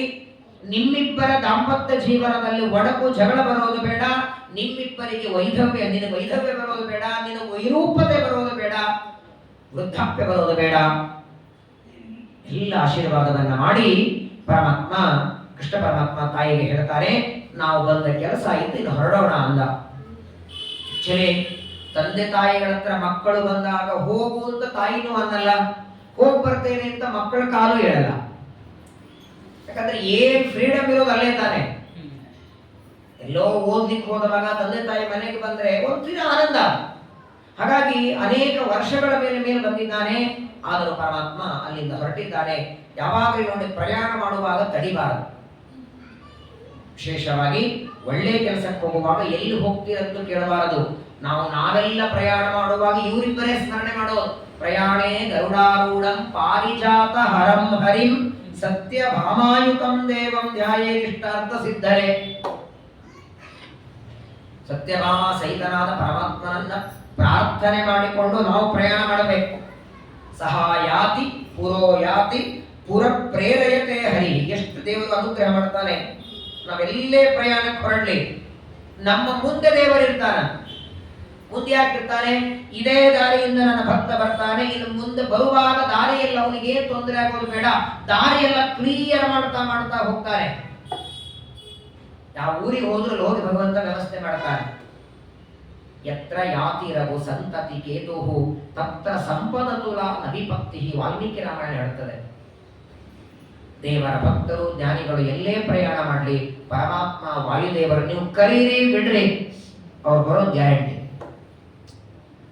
ಪ್ರಾಯ ನೈಮಿಷಾರಣ್ಯದಲ್ಲಿ ಭಾಗವತ ಸಪ್ತಾಹದ ಮಂಗಳ, ಅಲ್ಲಿ ಪ್ರವಚನ ಮಂಗಳ ಮಾಡೋದು ಅಂತ ಸುಮಾರು ಒಂದು 5-6 ತಿಂಗಳ ಹಿಂದೆನೆ ಡಿಸೈಡ್ ಆಗಿದೆ. 5-6 ತಿಂಗಳು 8 ತಿಂಗಳು. ನಾಳೆ 7ನೇ ತಾರೀಕು ಹೊರಡೋ ದಿನಾನು ಬಂತು. ಈ ಕ್ಷಣದವರೆಗೂ ಮುಖ್ಯ ಪ್ರಾಣದೇವರಿಗೆ ನೀವು ಬನ್ರಿ ನಮ್ಮ ಜೊತೆಗೆ ಅಂತ ನಾವು ಯಾರು ಹೇಳಿಲ್ಲ.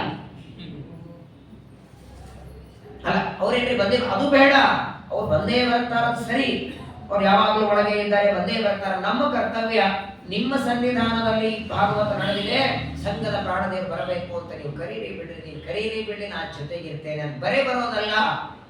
ಪರಮಾತ್ಮ ವಾಯುದೇವರು ಬರೋದು ಮಾತ್ರವಲ್ಲ, ನಮ್ಮನ್ನ ಪೂರ್ಣ ಸೆಕ್ಯೂರಿಟಿ ಗಾರ್ಡ್ ಅವರು. ಹಿಂದೆ ಮುಂದೆ ಕೆಳಗೆ ಮೇಲೆ ಯಾವಾಗಲೂ ನೋಡಿ. ಇನ್ನು ಮುಂದೆ ಬರುವ ಆಪತ್ತನ್ನ ಹೇಳೋರು ನಿಜವಾದ ಬಂದ ಮೇಲಲ್ಲ, ತೆಗ್ಗಿದ ಮೇಲೆ ಬಿದ್ದ ಮೇಲೆ ಹೇಳೋದಲ್ಲ, ಮುಂದೆ ತೆಗ್ಗಿದೆ ಅಂತ ಹೇಳಬೇಕು. ಹಾಗೆ ಮುಂದೆ ಬರುವ ಅನಾಹುತಗಳನ್ನ ಬಗೆಹರಿಸಿ, ಇನ್ನು ನಾವಿಲ್ಲೇ ಇದ್ದೇವೆ, 7ನೇ ತಾರೀಕು ಇಲ್ಲಿಂದ ಹೊರಡಬೇಕು. ನಾವು 7ನೇ ತಾರೀಕು ಹೊರಡಬೇಕಾದ್ರೆ ಆಲ್ರೆಡಿ ಅವರಿಬ್ಬರು ಪ್ರಯಾಣ ಶುರು ಮಾಡಿಬಿಟ್ಟಿರ್ತಾರೆ. ನೀವು ಕೈಯಾಕ್ ಹೋಗೋದ್ರಲ್ಲಿ ಎಲ್ಲ ವ್ಯವಸ್ಥೆ ದೇವರು ಮಾಡಿಬಿಟ್ಟಿರ್ತಾನೆ. ಎಲ್ಲೆಲ್ಲ ನೀವು ಹೋಗಬೇಕು, ನಿಮಗಿಂತ ಮುಂದೆ ಹೋಗಿಬಿಟ್ಟು ಎಲ್ಲ ವ್ಯವಸ್ಥೆ ಮಾಡಿ ನನ್ನ ಭಕ್ತರು ಬರ್ತಾರೆ ಅಂತ. ಪ್ರಯಾಣ ಕಾಲದಲ್ಲಿ ಭಗವಂತನ ಸ್ಮರಣೆ ಅದಕ್ಕೆ ಅತ್ಯಂತ ಅವಶ್ಯಕವಾದದ್ದು. ಸತ್ಯಭಾಮಾದೇವಿಯನ್ನು ಕೂಡಿಸ್ಕೊಂಡಿದ್ದಾರೆ, ಮತ್ತೆ ತಾಯಿಗೆ ನಮಸ್ಕಾರ ಮಾಡಿದ, ಕೂತ್ಕೊಂಡಿದ್ದಾರೆ, ಹೊರಟಿದ್ದಾರೆ. ಸತ್ಯಭಾಮಾದೇವಿಯಿಂದ ಕೂಡಿಕೊಂಡು ಗರುಡನ ಮೇಲೆ ಹೊರಟಿದ್ದಾರೆ. ಹೋಗುವಾಗ ಮಾತ್ರ ನೋಡಿ, ಸ್ವರ್ಗಲೋಕಕ್ಕೆ ಆ ಅದಿತಿ ದೇವಿಗೆ ಕುಂಡಲಗಳನ್ನು ಕೊಡ್ಲಿಕ್ಕೆ ಹೋಗುವಾಗ ಆಗ ನೋಡಿರಲಿಲ್ಲ. ಬರುವಾಗ ಸ್ವರ್ಗಲೋಕದ ನಂದನ ವನ ಮೇಲೆ ಬರ್ತಿದ್ದಾರೆ ಗರುಡದೇವರು. ರಮ್ಯವಾದ ವನ ಅದು. ಯಾವುದೋ ಗಿಡ, ಯಾವುದೋ ನಮ್ಮಲ್ಲೆಲ್ಲ ಬರ್ತಾವಲ್ಲ, ಋತು ಕಾಲೋದ್ಭವ ಪರಿಮಳ ಪತ್ರ ಪುಷ್ಪಾಣಿ ಅಂತೀವಿ. ಎಲ್ಲಾ ಹೂವು, ಎಲ್ಲಾ ಹಣ್ಣು, ಎಲ್ಲಾ ಋತು ಕಾಲಗಳಲ್ಲಿ ಇರಲ್ಲ. ಆಯಾ ಹೂಗಳಿಗೆ ಸೀಸನ್ ಇರ್ತದೆ. ಆದ್ರೆ ಆ ಸ್ವರ್ಗಲೋಕದ ನಂದನ ವನದಲ್ಲಿ ಇರುವ ಗಿಡಗಳು ಎಂದಿಗೂ ಬಾಡದೇ ಇರುವಂತಹ ಗಿಡಗಳು. ವಿಚಿತ್ರ ಅಂದ್ರೆ, ಆ ಸ್ವರ್ಗಲೋಕದಲ್ಲಿ ಇರುವಂತಹ ಯಾವುದೇ ಗಿಡದ ಕೆಳ ಕೂತ್ಕೊಳ್ರಿ, ಒಂದು ಅರ್ಧ ಗಂಟೆ ಕೂತ್ಕೊಂಡ್ರೆ ಸಾಕು, ಆಯುಷ್ಯ ಬೆಳೀತದ. ಆಯುಷ್ಯ ಬೆಳೀತದೆ, ಜ್ಞಾನ ಬರ್ತದೆ. ಆ ಎಲ್ಲ ಗಿಡಗಳು ನಂದನ ವನದಲ್ಲಿ. ಆ ನಂದನ ವನದ ಮೇಲೆ ಗರುಡ ದೇವರು ರಥವನ್ನು ತಾವು ಪ್ರಯಾಣವನ್ನ ಮಾಡುತ್ತಿದ್ದಾರೆ. ಹೋಗುವಾಗ ಸಹಜವಾಗಿ ಸತ್ಯಭಾಮಾದೇವಿ ನೋಡುತ್ತಿದ್ದಾರೆ. ಗರುಡನ ಮೇಲೆ ಪ್ರಯಾಣ ಮಾಡುವಾಗ ಸಹಜವಾಗಿ ನಂದನವನವನ್ನ ನೋಡ್ತಾ ಇರುವಾಗ, ಅಷ್ಟು ದೊಡ್ಡದಾದ ನಂದನವನದಲ್ಲಿ ಅವಳ ಕಣ್ಣಿಗೆ ಕಂಡದ್ದು ಮಾತ್ರ ಪಾರಿಜಾತ ವೃಕ್ಷ. ಸಾವಿರಾರು ನಕ್ಷತ್ರಗಳ ಮಧ್ಯದಲ್ಲಿ ಒಬ್ಬ ಚಂದ್ರ ಇರ್ತಾನಲ್ಲ, ಹೇಗೆ ಆ ಚಂದ್ರ ಫೋಕಸ್ ಆಗುತ್ತೆ ನೋಡಿ, ಹಾಗೆ ಸತ್ಯಭಾಮಾದೇವಿಯ ಕಣ್ಣಿಗೆ ಆ ಪಾರಿಜಾತ ವೃಕ್ಷ ಕಾಣುತ್ತದೆ. ಅದನ್ನ ನೋಡಿ ಕೇಳ್ತಾಳೆ, ಏನು ಗೊತ್ತಿಲ್ಲ ಅನ್ನೋನು ಕೇಳ್ತಾಳೆ.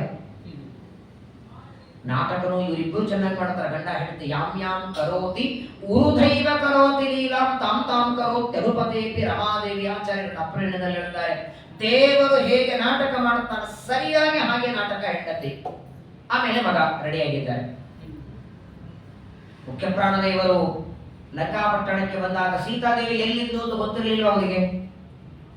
ಜೀವೋತ್ತಮರು ಅಶೋಕವನದಲ್ಲಿ ಸೀತಾ ಇದ್ದಾಳೆ ಅಂತ ಗೊತ್ತು. ಅಲ್ಲಿ ಯಾಕೆ ಹೋಗ್ಲಿಲ್ಲ ಹುಡುಕ್ಲಿಕ್ಕೆ? ರಾವಣನ ಅಂತಃಪುರಕ್ಕೆ ಹೋಗ್ತಾರೆ, ಸೀತಾ ಆಮೇಲೆ ಮಂಡೋದರಿಯಲ್ಲಿ ಮಲಗುತ್ತಾಳೆ, ವಿಭೀಷಣ ಅಲ್ಲೆಲ್ಲಾ ಕಡೆ ಹುಡುಕಿದ್ರು, ಅಯ್ಯೋ ಸಿಗ್ಲಿಲ್ಲ ಅಂತಾರೆ. ನರಲೋಕ ವಿಡಂಬಸ್ಯ ಜಾನನ್ ರಾಮಸ್ಯ ಹೃದ್ಗತಂ ತಸ್ಯ ಚೇಷ್ಟಾನುಸಾರೇಣ ಕೃತ್ವ ಚೇಷ್ಟಾಶ್ಚ ಸಂವಿಧ. ಅವರಿಬ್ಬರು ಹೇಗೆ ನಾಟಕ ಮಾಡ್ತಾರೆ ನೋಡಿ, ಬಹಳ ಚೆನ್ನಾಗಿದೆ ನಾಟಕ ಪಾರ್ಟಿ ಇದು. ಜಗನ್ಮಾತೆಯಾದ ಲಕ್ಷ್ಮೀದೇವಿ ಅವತಾರಳ ಸತ್ಯಭಾಮಾದೇವಿ ಪರಮಾತ್ಮನಿಗೆ ಕೇಳ್ತಾಳೆ, ಅಷ್ಟು ದೊಡ್ಡದಾದಂತಹ ನಂದನವನದಲ್ಲಿ ಆ ಗಿಡ ಯಾವುದು ಅಂತ ಪರಮಾತ್ಮನಿಗೆ ಕೇಳಿದಾಗ ದೇವರು ಹೇಳ್ತಾನೆ, ಅದಕ್ಕೆ ಪಾರಿಜಾತ ವೃಕ್ಷ ಅಂತ ಕರೀತಾರೆ. ಆ ಪಾರಿಜಾತ ವೃಕ್ಷ ಅದು ಸಮುದ್ರ ಮಥನ ಕಾಲದಲ್ಲಿ ಬಂದದ್ದು. ಏನ ಗಿಡದ ವೈಶಿಷ್ಟ್ಯ ಅಂತ ಕೇಳಿದ್ಲು.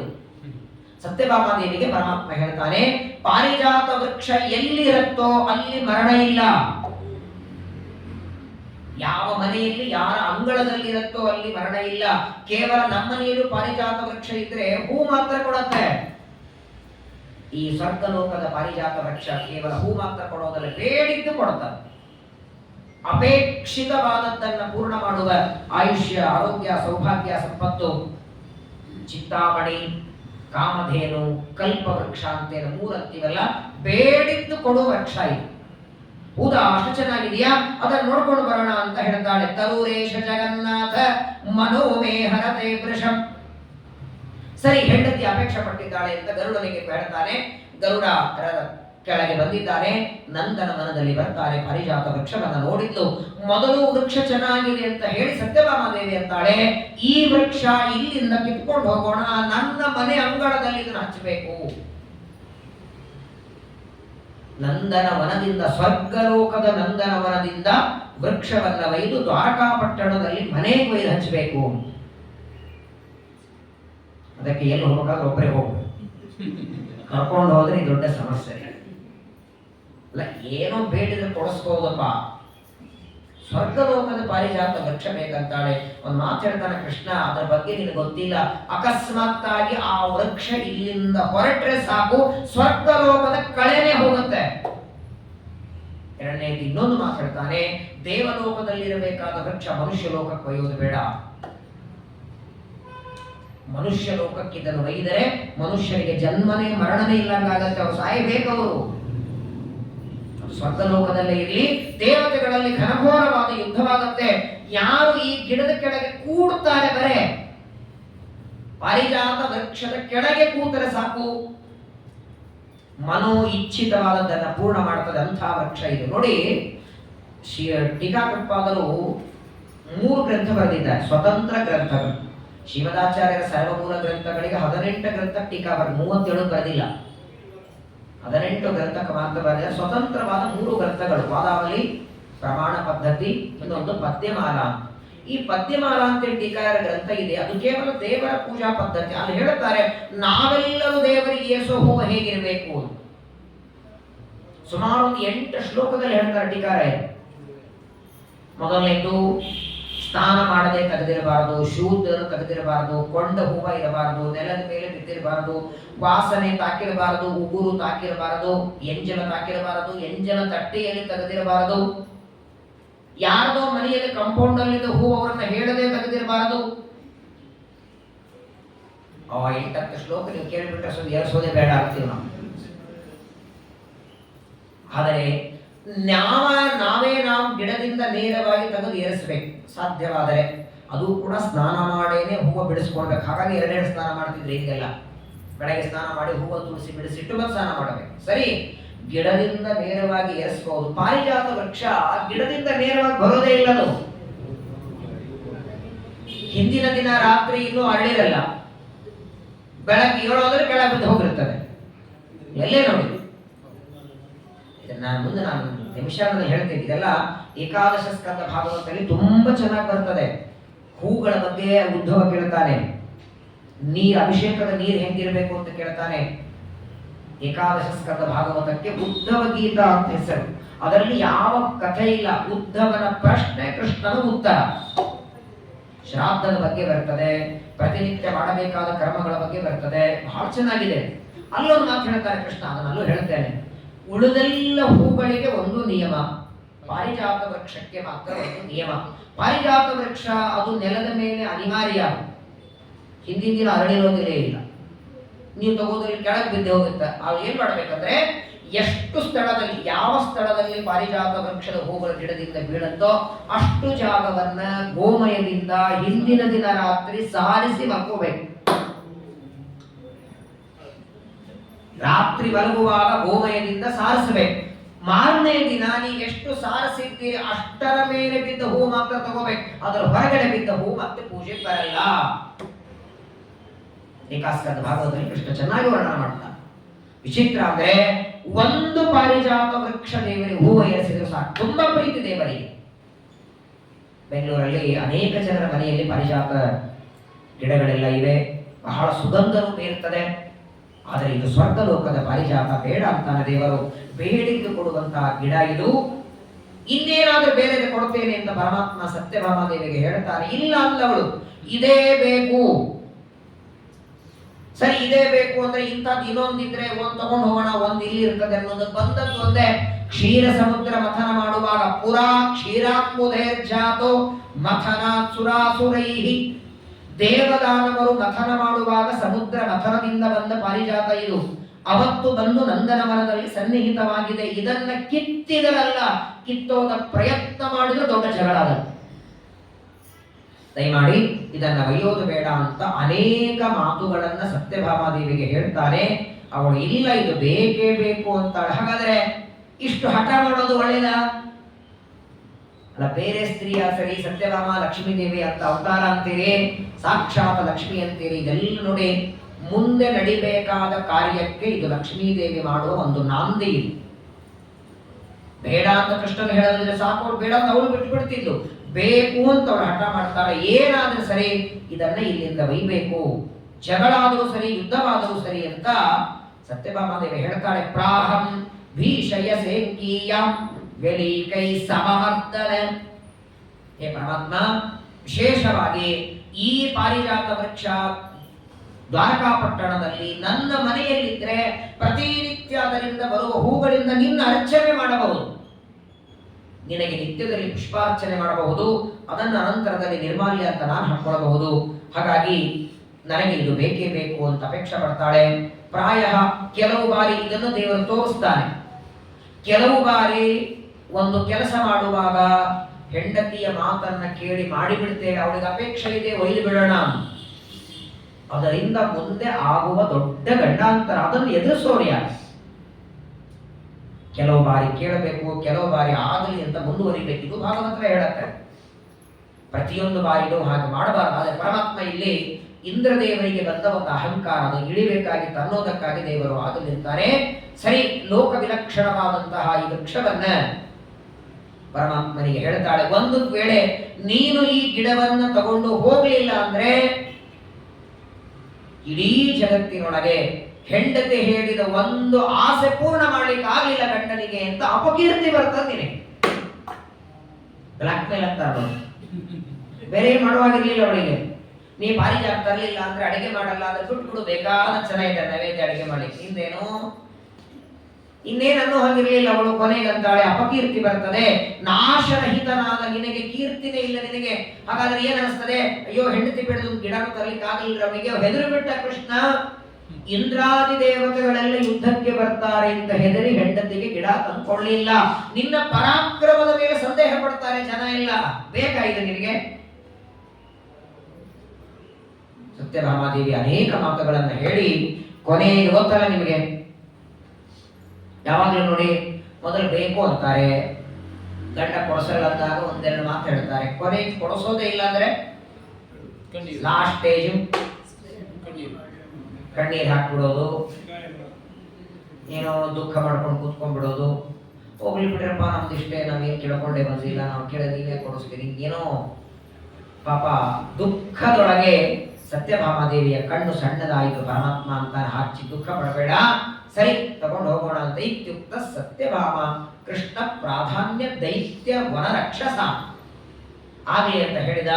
ಹೆಂಡತಿಗೆ ಸಮಾಧಾನವನ್ನ ಮಾಡ್ತಾನೆ. ಅನಾಯಾಸವಾಗಿ ಪಾರಿಜಾತ ವೃಕ್ಷವನ್ನ ಕಿತ್ತಿ ಗರುಡನ ಮೇಲೆ ಇಟ್ಟ. ಗರುಡನ ಮೇಲೆ ಇಟ್ಟು ಕೃಷ್ಣ ಇನ್ನೇನ ಗರುಡನ ಆ ಪ್ರಯಾಣ ಪ್ರಾರಂಭ ಆಗಬೇಕು.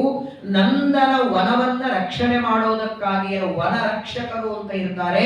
ಆ ಎಲ್ಲ ವನರಕ್ಷಕರು ತಡೀತಾರೆ. ಯಾರಪ್ಪ ನೀವು, ಯಾಕೆ ಗಿಡವನ್ನ ಒಯ್ತಿದ್ದೀರಿ? ಪಾರಿಜಾತ ವೃಕ್ಷವೇ ಇದ್ರೆ ನಂದನ ವನಕ್ಕೆ ಕಳೆನೆ ಹೋದಂತಾಗತ್ತೆ. ಎಲ್ಲ ವನರಕ್ಷಕರು ಬಂದು ಹೇಳಿದ್ರೆ ಕೇಳಿಲ್ಲ. ಕೊನೆಗೆ ಅವರೆಲ್ಲ ಹೋಗಿ ಇಂದ್ರನಿಗೆ ಹೇಳ್ತಾರೆ, ಸ್ವಾಮಿ ನಮ್ಮನ್ನು ರಕ್ಷಣೆ ಮಾಡೋದಕ್ಕೆ ಇಟ್ಟಿದ್ದೆ, ಯಾರೋ ಬಂದು ಪಾರಿಜಾತ ವೃಕ್ಷವನ್ನು ಒಯ್ತಿದ್ದಾರೆ. ಎಷ್ಟು ಶಿವರಾಜರು ಚೆನ್ನಾಗಿ ಹೇಳ್ತಾರೆ. ಒಂದು ಅರ್ಧ ಗಂಟೆ ಮೊದಲು ಅದಿತಿ ದೇವಿಯ ಕರ್ಣಕುಂಡಲವನ್ನ ಕೊಡೋದಕ್ಕೆ ಪರಮಾತ್ಮ ಸ್ವರ್ಗಲೋಕಕ್ಕೆ ಹೋದಾಗ, ನೀನು ಸರ್ವೋತ್ತಮನಾದ ದೇವರು, ಜಗನ್ನಿಯಾಮಕ, ಸ್ವತಂತ್ರ, ಸರ್ವಜ್ಞ ಅಂತ ಸ್ತೋತ್ರ ಮಾಡಿದ ಅದೇ ಇಂದ್ರ ದೇವರು ಕೃಷ್ಣ ಪಾರಿಜಾತ ಒಯ್ತಿದ್ದಾನೆ ಅಂದಾಕ್ಷಣ ದೇವತೆಗಳಿಗಂತಾರೆ ಬನ್ರಿ ಯುದ್ಧಕ್ಕೆ ಹೋಗೋಣ ಅಂತಾರೆ. ಅದು ದೇವರದು, ಪರಮ ಜಗತ್ತೇ ಪರಮಾತ್ಮನದು, ಅವನ್ನ ಒಯ್ತಿದ್ದಾನೆ ಅನ್ನುವ ಜ್ಞಾನ ಬರಲಿಲ್ಲ. ದೇವತೆಗಳ ಪಾಡೆ ಹೀಗಿರ್ಬೇಕಾದ್ರೆ ನಮ್ಮ ಗತಿಯೇ. ಕ್ಷಣ ಮಾತ್ರದಲ್ಲಿ ದೇವರ ಬಗ್ಗೆ ತಪ್ಪು ಭಾವನೆ ಬರ್ತದೆ. ಎಲ್ಲ ದೇವತೆಗಳು ಬಂದಿದ್ದಾರೆ ನೋಡಿ, ಯಾರ್ಯಾರು ಬಂದಿದ್ದಾರೆ ಯುದ್ಧಕ್ಕೆ.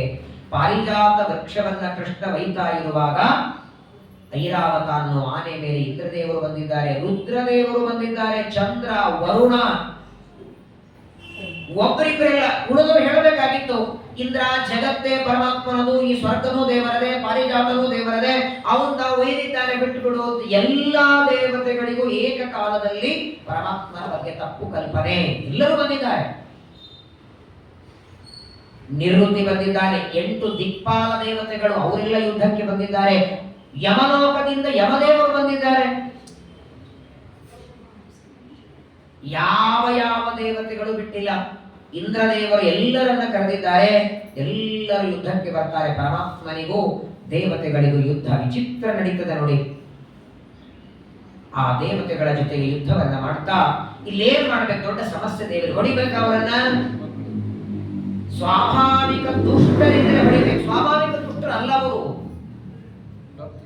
ತಾತ್ಕಾಲಿಕವಾಗಿ ಅಸುರಾವೇಶದಿಂದ ಅಜ್ಞಾನದಿಂದ ಬಂದಿದ್ದಾರೆ. ಪರಮಾತ್ಮ ಸ್ವಲ್ಪ ಹೊತ್ತು ತಾನು ಯುದ್ಧ ಮಾಡಿ ಕರ್ಕೊಂಡು ಬಂದಿದ್ದನ ಹೆಂಡತಿಗೆ.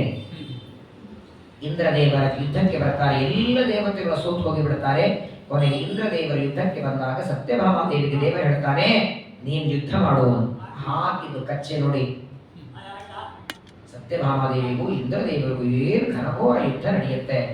ಅವರ ಕಣ್ಣಿನ ಕುಡಿನೋಟದಿಂದ ಬ್ರಹ್ಮಾಂಡ ಭಸ್ಮಾಗತ್ತೆ. ಜಗನ್ಮಾತೆಯವಳು ಜಗದುದರನ ವಿಮಲ ರೂಪಗಳನ್ನ ಆಲೋಚನದಿ ಭಾರತ ನಿಗಮ ತತಿಗಳ ಅತಿಕ್ರಮಿಸಿ ಕ್ರಿಯಾ ವಿಶೇಷಗಳ ಬಗೆ ಬಗೆಯ ನೂತನವ ಕಾಣುತ್ತ ಮಿಗೆ ಹರುಷದಂತಿಗೂ ಹೊಗಳಿ ಹಿಗ್ಗುವ ತ್ರಿಗುಣಮಾನಿಯವಳು. ಅಂತಹ ಜಗನ್ಮಾತೆಯಾದ ಸತ್ಯಭಾಮಾದೇವಿ ಯುದ್ಧ ನಡೀತಿದ್ರೆ ಇಂದ್ರನ ಕೈಯಲ್ಲಿರುವಂತಹ ವಜ್ರ ಇದ ನೆಲಕ್ಕೆ ಬೀಳುತ್ತದೆ. ತಗೋ ಇಂದ್ರ ಅಂತಾಳೆ. ಘನಘೋರವಾದ ಯುದ್ಧ ನಡೀತದೆ. ತಾತ್ಕಾಲಿಕವಾಗಿ ದೇವತೆಗಳಿಗೆ ಬಂದ ಅಹಂಕಾರವನ್ನ ದೇವರು ದೂರ ಮಾಡಿ, ಮೊದಲು ಇದು ನಮ್ಮ ವೃಕ್ಷ, ಪಾರಿಜಾತ ವೃಕ್ಷ, ನೀನ್ ಯಾಕೆ ಒಯ್ತಿದ್ದಿ ಅಂತ ಯುದ್ಧ ಮಾಡ್ತಾರೆ. ಯಾವಾಗ ಪರಮಾತ್ಮ ಸತ್ಯಭಾಮಾದೇವಿಯಿಂದ ಇಂದ್ರಾದಿ ದೇವತೆಗಳ ಜೊತೆಗೆ ಯುದ್ಧ ಮಾಡಿಸಿ ದೇವತೆಗಳೆಲ್ಲ ಸೋತು ಹೋಗ್ತಾರೆ. ತಕ್ಷಣದಲ್ಲಿ ಅಜ್ಞಾನ ನಾಶ ಆಯಿತು. ಎಲ್ಲ ದೇವತೆಗಳು ಪ್ರಾರ್ಥನೆ ಮಾಡ್ತಾರೆ. ಪ್ರಧಾನವಾಗಿ ಇಂದ್ರದೇವರಂತಾರೆ, ಸ್ವಾಮಿ ಈ ಪಾರಿಜಾತ ವೃಕ್ಷ ಯಾಕೆ ಈ ಸಮಗ್ರವಾದ ನಂದನವನ ಬೇಕಾದ ದ್ವಾರಕ್ಕೆ ಶಿಫ್ಟ್ ಮಾಡ್ಕೋ ಅಂದ್ರು. ನಿಮ್ ಜೊತೆ ಯುದ್ಧಕ್ಕೆ ಬಂದ ತಪ್ಪು ಆಯ್ತು ಅಂತಾರೆ. ಯಾವುದೇ ಒಂದು ಬೀಜ ಬಿತ್ತಿದರೆ ಆ ಬೀಜ ಅಂಕುರ ಆಗಬೇಕು. ಆ ಮಣ್ಣಿನಲ್ಲಿ ಶಕ್ತಿ ಇಟ್ಟವನೇ ನೀನು. ಆ ಬೀಜ ಅಂಕುರವಾಗಿ ಗಿಡವಾಗಿ ತೆನೆಯಾಗಿ ಹೂವಾಗಿ ಹಣ್ಣಾಗಿ ಪ್ರಪಂಚದೊಳಗೆ ಎಲ್ಲ ಹೂವು ಹಣ್ಣು ಎಲ್ಲದರೊಳಗೆ ನೀನು, ಎಲ್ಲದರೊಳಗೆ ಸಾಮರ್ಥ್ಯ ನಿನ್ನದು. ನೀನು ಒಯ್ಯುವಾಗ ನಾನು ಯಾಕೆ ಯುದ್ಧ ಮಾಡಲಿ.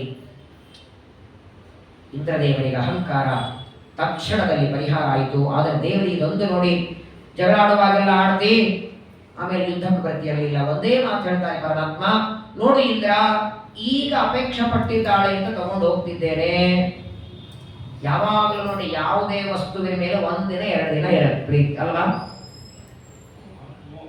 ಹೊಸದಾಗಿ ಮೊಬೈಲ್ ತಂದ ಮೇಲೆ ತಂದ 1 ವಾರ ನೋಡ್ಬೇಕು, 3 ಸಲ ಬರ್ಸ್ತಾನೆ, ಇಲ್ಲೇ ಇಡ್ತಾನೆ, 2 ಸಲ ಬಂದು ನೋಡ್ತಾನೆ, ಅಲ್ಲಿ ಅದನ್ನು ಇಲ್ಲೋ, ಅದನ್ನು ಹಿಂಗೆ ಮೆತ್ತಗೆ ಕೆಳಗಿಡ್ತಾನೆ. 1 ವಾರ ಆಯಿತು ಅಂದ್ರೆ ಅದೆಲ್ಲೋ ಬಿದ್ದಿರ್ತದೆ. 1-2-3 ತಿಂಗಳಾದ್ರೂ ರಿಂಗ್ ಆದ್ಮೇಲೆ ಗೊತ್ತಾಗ್ಬೋದು ಎಲ್ಲಿದೆ, ಹೆಂಗೋ ಬಿದ್ದಿರ್ತದೆ, ಹೆಂಗೋ ಇರ್ತದೆ, ಹೆಂಗೋ ತಗೊಳ್ತಾರೆ. ಪ್ರಾಯ ಪ್ರಪಂಚದ ಒಂದು ನಿಯಮ, ಯಾವುದೇ ವಸ್ತುಗಳ ಮೇಲೆ ಬಹಳ ವ್ಯಾಮೋಹ ಇರಲ್ಲ. ಈಗ ಇವಳ ಅಪೇಕ್ಷೆಯನ್ನು ಪೂರ್ಣ ಮಾಡಿ ತಗೊಂಡು ಹೋಗ್ತೇನೆ, ಆದರೆ ಮತ್ತೆ ನಾನೇ ಇದನ್ನು ತಂದು ಸ್ವರ್ಗಲೋಕದಲ್ಲಿ ತಂದು ಮತ್ತೆ ಇಡ್ತೇನೆ ಅಂತ ಪರಮಾತ್ಮ ಹೇಳ್ತಾನೆ. ಎಲ್ಲ ದೇವತೆಗಳು ಭಗವಂತನಿಗೆ ಪ್ರಾರ್ಥನೆಯನ್ನ ಮಾಡ್ತಾರೆ. ಪರಮಾತ್ಮ ಪಾರಿಜಾತ ವೃಕ್ಷವನ್ನು ತರ್ತಾನೆ. ಅಂತಹ ಪಾರಿಜಾತ ಹರಂಹರಿ, ಪಾರಿಜಾತ ವೃಕ್ಷವನ್ನು ಹರಣ ಮಾಡಿದ ಸತ್ಯಭಾಮ ಸಹಿತನಾದ ಪರಮಾತ್ಮನನ್ನ ಯಾರು ಸ್ಮರಣೆ ಮಾಡ್ತಾರೆ, ವಿಶೇಷವಾಗಿ ಪ್ರಯಾಣ ಮಾಡುವಾಗ ಯಾರು ಸ್ಮರಣೆ ಮಾಡ್ತಾರೋ ಅವರ ಸಮಗ್ರವಾದಂತಹ ಭಯ ಆಪತ್ತುಗಳನ್ನು ದೂರ ಮಾಡಿ ಅವರ ಪ್ರಯಾಣ ಪರಮಾತ್ಮ ನಿರ್ವಿಘ್ನವಾಗಿ ಮಾಡ್ತಾನೆ ಅಂತ ಶುಕಾಚಾರ್ಯ ಹೇಳ್ತಾರೆ. ಅಂತಹ ಪಾರಿಜಾತ ಹರಣ ಮಾಡಿದ ಪರಮಾತ್ಮ ನಾವು ಮಾಡುವಂತಹ ಈ ಯಾತ್ರೆ ಅವನೇ ಒಳಗಿದ್ದು ಪ್ರೇರಣೆ ಮಾಡಿದ್ದು. ಹೋಗುವಂತೆ ಪ್ರೇರಣೆ ಅವನೇ ಮಾಡಿದ್ದು, ಅಲ್ಲಿ ಮಂಗಳ ಮಾಡುವಂತೆ ಪ್ರೇರಣೆ ಅವನೇ ಮಾಡಿದ್ದು, ನಮ್ಮನ್ನು ಕರ್ಕೊಂಡು ಹೋಗೋದು ಅವನೇ. ಇಲ್ಲಿ ಬಸ್ಸಲ್ಲಿ ಕೂತ್ಕೊಂಡು ಏರ್ಪೋರ್ಟ್ ಹೋಗೋದು ಹಿಡ್ಕೊಂಡು ಮತ್ತೆ ನೈಮಿಷಾರಣ್ಯ ಪ್ರವಚನ ಮುಗಿಸ್ಕೊಂಡು ಬೆಂಗಳೂರಿಗೆ ಬರೋವರೆಗೂ ಸಕಲ ವ್ಯಾಪಾರಗಳು ಅವನೇ. ಸ್ನಾನಕ್ಕೆ ಹೋದ್ರು ಸರಿ, ಊಟ ಮಾಡಿದ್ರು ಸರಿ, ಅವನೇ ಒಳಗಿದ್ದು ಮಾಡಿದ ಸಂಕಲ್ಪ ನಮ್ಮಲ್ಲಿ ನಿಂತು ಪ್ರಯಾಣವನ್ನು ನಿರ್ವಿಘ್ನವಾಗಿ ಮಾಡಿಸಬೇಕು. ಎಲ್ಲಿಯೂ ಯಾವುದೇ ತರಹದ ತೊಂದರೆಗಳು ಮಾನಸಿಕವಾಗಿ ದೈಹಿಕವಾಗಿ ಇಷ್ಟು ದೂರ ಭಾಗವತ ಶ್ರವಣ ಮಾಡಬೇಕು ಅಂತ ನೈಮಿಷಾರಣ್ಯದವರೆಗೆ ಇಲ್ಲಿಂದ ಬಂದಿರ್ತೀವಿ. ಅಲ್ಲಿ ಬಂದೆ ಜರಾಮದಿಯೊಳಗೆ ನಮಗಿದೆ ಪ್ರವಚನಕ್ಕಾಗಲಿ ಆ ತೀರ್ಥಯಾತ್ರೆಗೆ ಯಾವ ವಿಘ್ನಗಳು ಬರದೇ ಇರೋ ಹಾಗೆ ನಮ್ಮ ಯಾತ್ರೆಯನ್ನ ಈ ಪಾರಿಜಾತ ಹರಣ ಮಾಡಿದ ಪರಮಾತ್ಮ ಪೂರ್ಣ ಮಾಡಲಿ ಅಂತ ಭಗವಂತನಲ್ಲಿ ಪ್ರಾರ್ಥನೆಯನ್ನು ಮಾಡ್ತಾ, ನಾಳೆ ದಿನ ಕಾರ್ತಿಕ ಮಾಸದ ಶುಕ್ಲ ಪಕ್ಷ ಏಕಾದಶಿ, ಬಹಳ ದೊಡ್ಡ ದಿನ. ವಿಶೇಷವಾಗಿ ನಾಳೆ ಪಂಢರಪುರದಲ್ಲಿ ನೋಡಬೇಕು, ಲಕ್ಷ ಜನ ಇರ್ತಾರೆ, ಕಾಲಿಲ್ಲಿ ಜಾಗಿಲ್ಲ. ಆಷಾಢ ಕಾರ್ತಿಕ 2 ಏಕಾದಶಿಗಳಲ್ಲಿ ಬರ್ತಾರೆ. ನಾಡಿದ್ದು ಭಗವಂತನ ಪ್ರಬೋಧೋತ್ಸವ, ನಾಡಿದ್ದು 2 ದಿನ ಪ್ರವಚನ ಇದೆ. ಮತ್ತೊಮ್ಮೆ ನೆನಪಿದೆ ನಿಮಗೆ, ನಾಳಿಗೆ ಸಾಯಂಕಾಲ 6:30 ಇರುತ್ತೆ. ನಾಡಿದ್ದು ಮಾತ್ರ ಪ್ರಾತಃ ಕಾಲ 11 ಗಂಟೆಗೆ ದಶಮ ಸ್ಕಂದ ಭಾಗವತದ ಪ್ರವಚನದ ಮಂಗಳ ಇರುತ್ತೆ. ವಿಶೇಷವಾಗಿ ಬೆಳಗ್ಗೆ ಪಾಲನೆ ಮುಗಿಸ್ಕೊಂಡು ಸಾಧ್ಯವಾದಷ್ಟು ನಿದ್ದೆ ಅಲ್ಲೇ ಮಾಡಿಕೊಂಡೇ ಇಲ್ಲಿ ಬನ್ನಿ. ಏಕಾದಶಮ ಸ್ಕಂದದ ಕೊನೆ ಭಾಗ ಕೃಷ್ಣ ಪರಮಾತ್ಮನ ಚರಿತ್ರೆ ಕೊನೆ ಭಾಗವನ್ನು ನಾಡಿದ್ದು ಶ್ರವಣ ಮಾಡಿ, ಈ ವಿಶೇಷವಾದ ಕಾರ್ತಿಕ ಮಾಸದಲ್ಲಿ ದೇವರು ನುಡಿಸಿದಂತಹ ದಶಮ ಸ್ಕಂದವನ್ನು ಸಮರ್ಪಣೆ ಮಾಡಿ, ಅತ್ಯಂತ ಪ್ರಧಾನವಾದ ಭಾಗವತದ ದೊಡ್ಡ ಘಟ್ಟ ಅದು ಏಕಾದಶ ಸ್ಕಂದ, ಉದ್ಧವ ಗೀತಾ, ತತ್ವಜ್ಞಾನದ ಸಮುದ್ರ. ಶ್ರೀಮದಾಚಾರ್ಯ ನಾನು ಅನೇಕ ಸಲ ಹೇಳಿದ್ದೇನೆ, ಸಮಗ್ರ ಭಾಗವತದಲ್ಲಿ ಏಕಾದಶ ಸ್ಕಂದಕ್ಕೆ ಎಷ್ಟು ತಾತ್ಪರ್ಯ ಆಚಾರ ಬರೆದಿದ್ದಾರೆ, ಬೇರೆ ಯಾವ ಸ್ಕಂದಕ್ಕೂ ಇಲ್ಲ. ಶ್ರೀಮದಾಚಾರ್ಯ ನಮ್ಮ ಸ್ವಾಮಿಗಳು ಸತ್ಯಾತ್ಮ ತೀರ್ಥರು ಚಾತುರ್ಮಾಸದಲ್ಲಿ, ಇದರ ಹಿಂದಿನ ಚಾತುರ್ಮಾಸದಲ್ಲಿ ಬೆಳಗ್ಗೆ ಏಕಾದಶ ಸ್ಕಂದ ಪಾಠ ಮಾಡ್ತಿದ್ರು. 50 ದಿನ ಚಾತುರ್ಮಾಸದಲ್ಲಿ ಮಾಡಿದ್ರೆ 3 ಅಧ್ಯಾಯ ಪಾಠ ಮಾಡಿದ್ದಾರೆ, ಮುಗದೇ ಇಲ್ಲ. ಹಾಗಿದೆ ಏಕಾದಶ ಸ್ಕಂದ. ಹಾಗಾಗಿ ಅದನ್ನ ನೈಮಿಷಾರಣ್ಯದಲ್ಲಿ ಶ್ರವಣ ಮಾಡಿ, ದ್ವಾದಶ ಸ್ಕಂದದ ಶ್ರವಣ ಅಲ್ಲೇ ಮಾಡಿ, ಈ 12 ಸ್ಕಂದದ ಮಂಗಳವನ್ನ ಮಾಡಿ ಪರಮಾತ್ಮನಿಗೆ ಸಮರ್ಪಣೆಯನ್ನು ಮಾಡೋಣ. ನಾಳೆಗೆ ಕಾರ್ತಿಕ ಏಕಾದಶಿಯ ಪರಮಕಾಲದಲ್ಲಿ ಶ್ರೀಕೃಷ್ಣನ ಚರಿತ್ರೆಯನ್ನು ಮತ್ತೆ ಶ್ರವಣ ಮಾಡೋಣ. ಶ್ರೀಕೃಷ್ಣ ಶ್ರೀವಾಸುನಾಮ ಸಂವತ್ಸರ, ದಕ್ಷಿಣಾಯನ, ಕಾರ್ತಿಕ ಮಾಸ,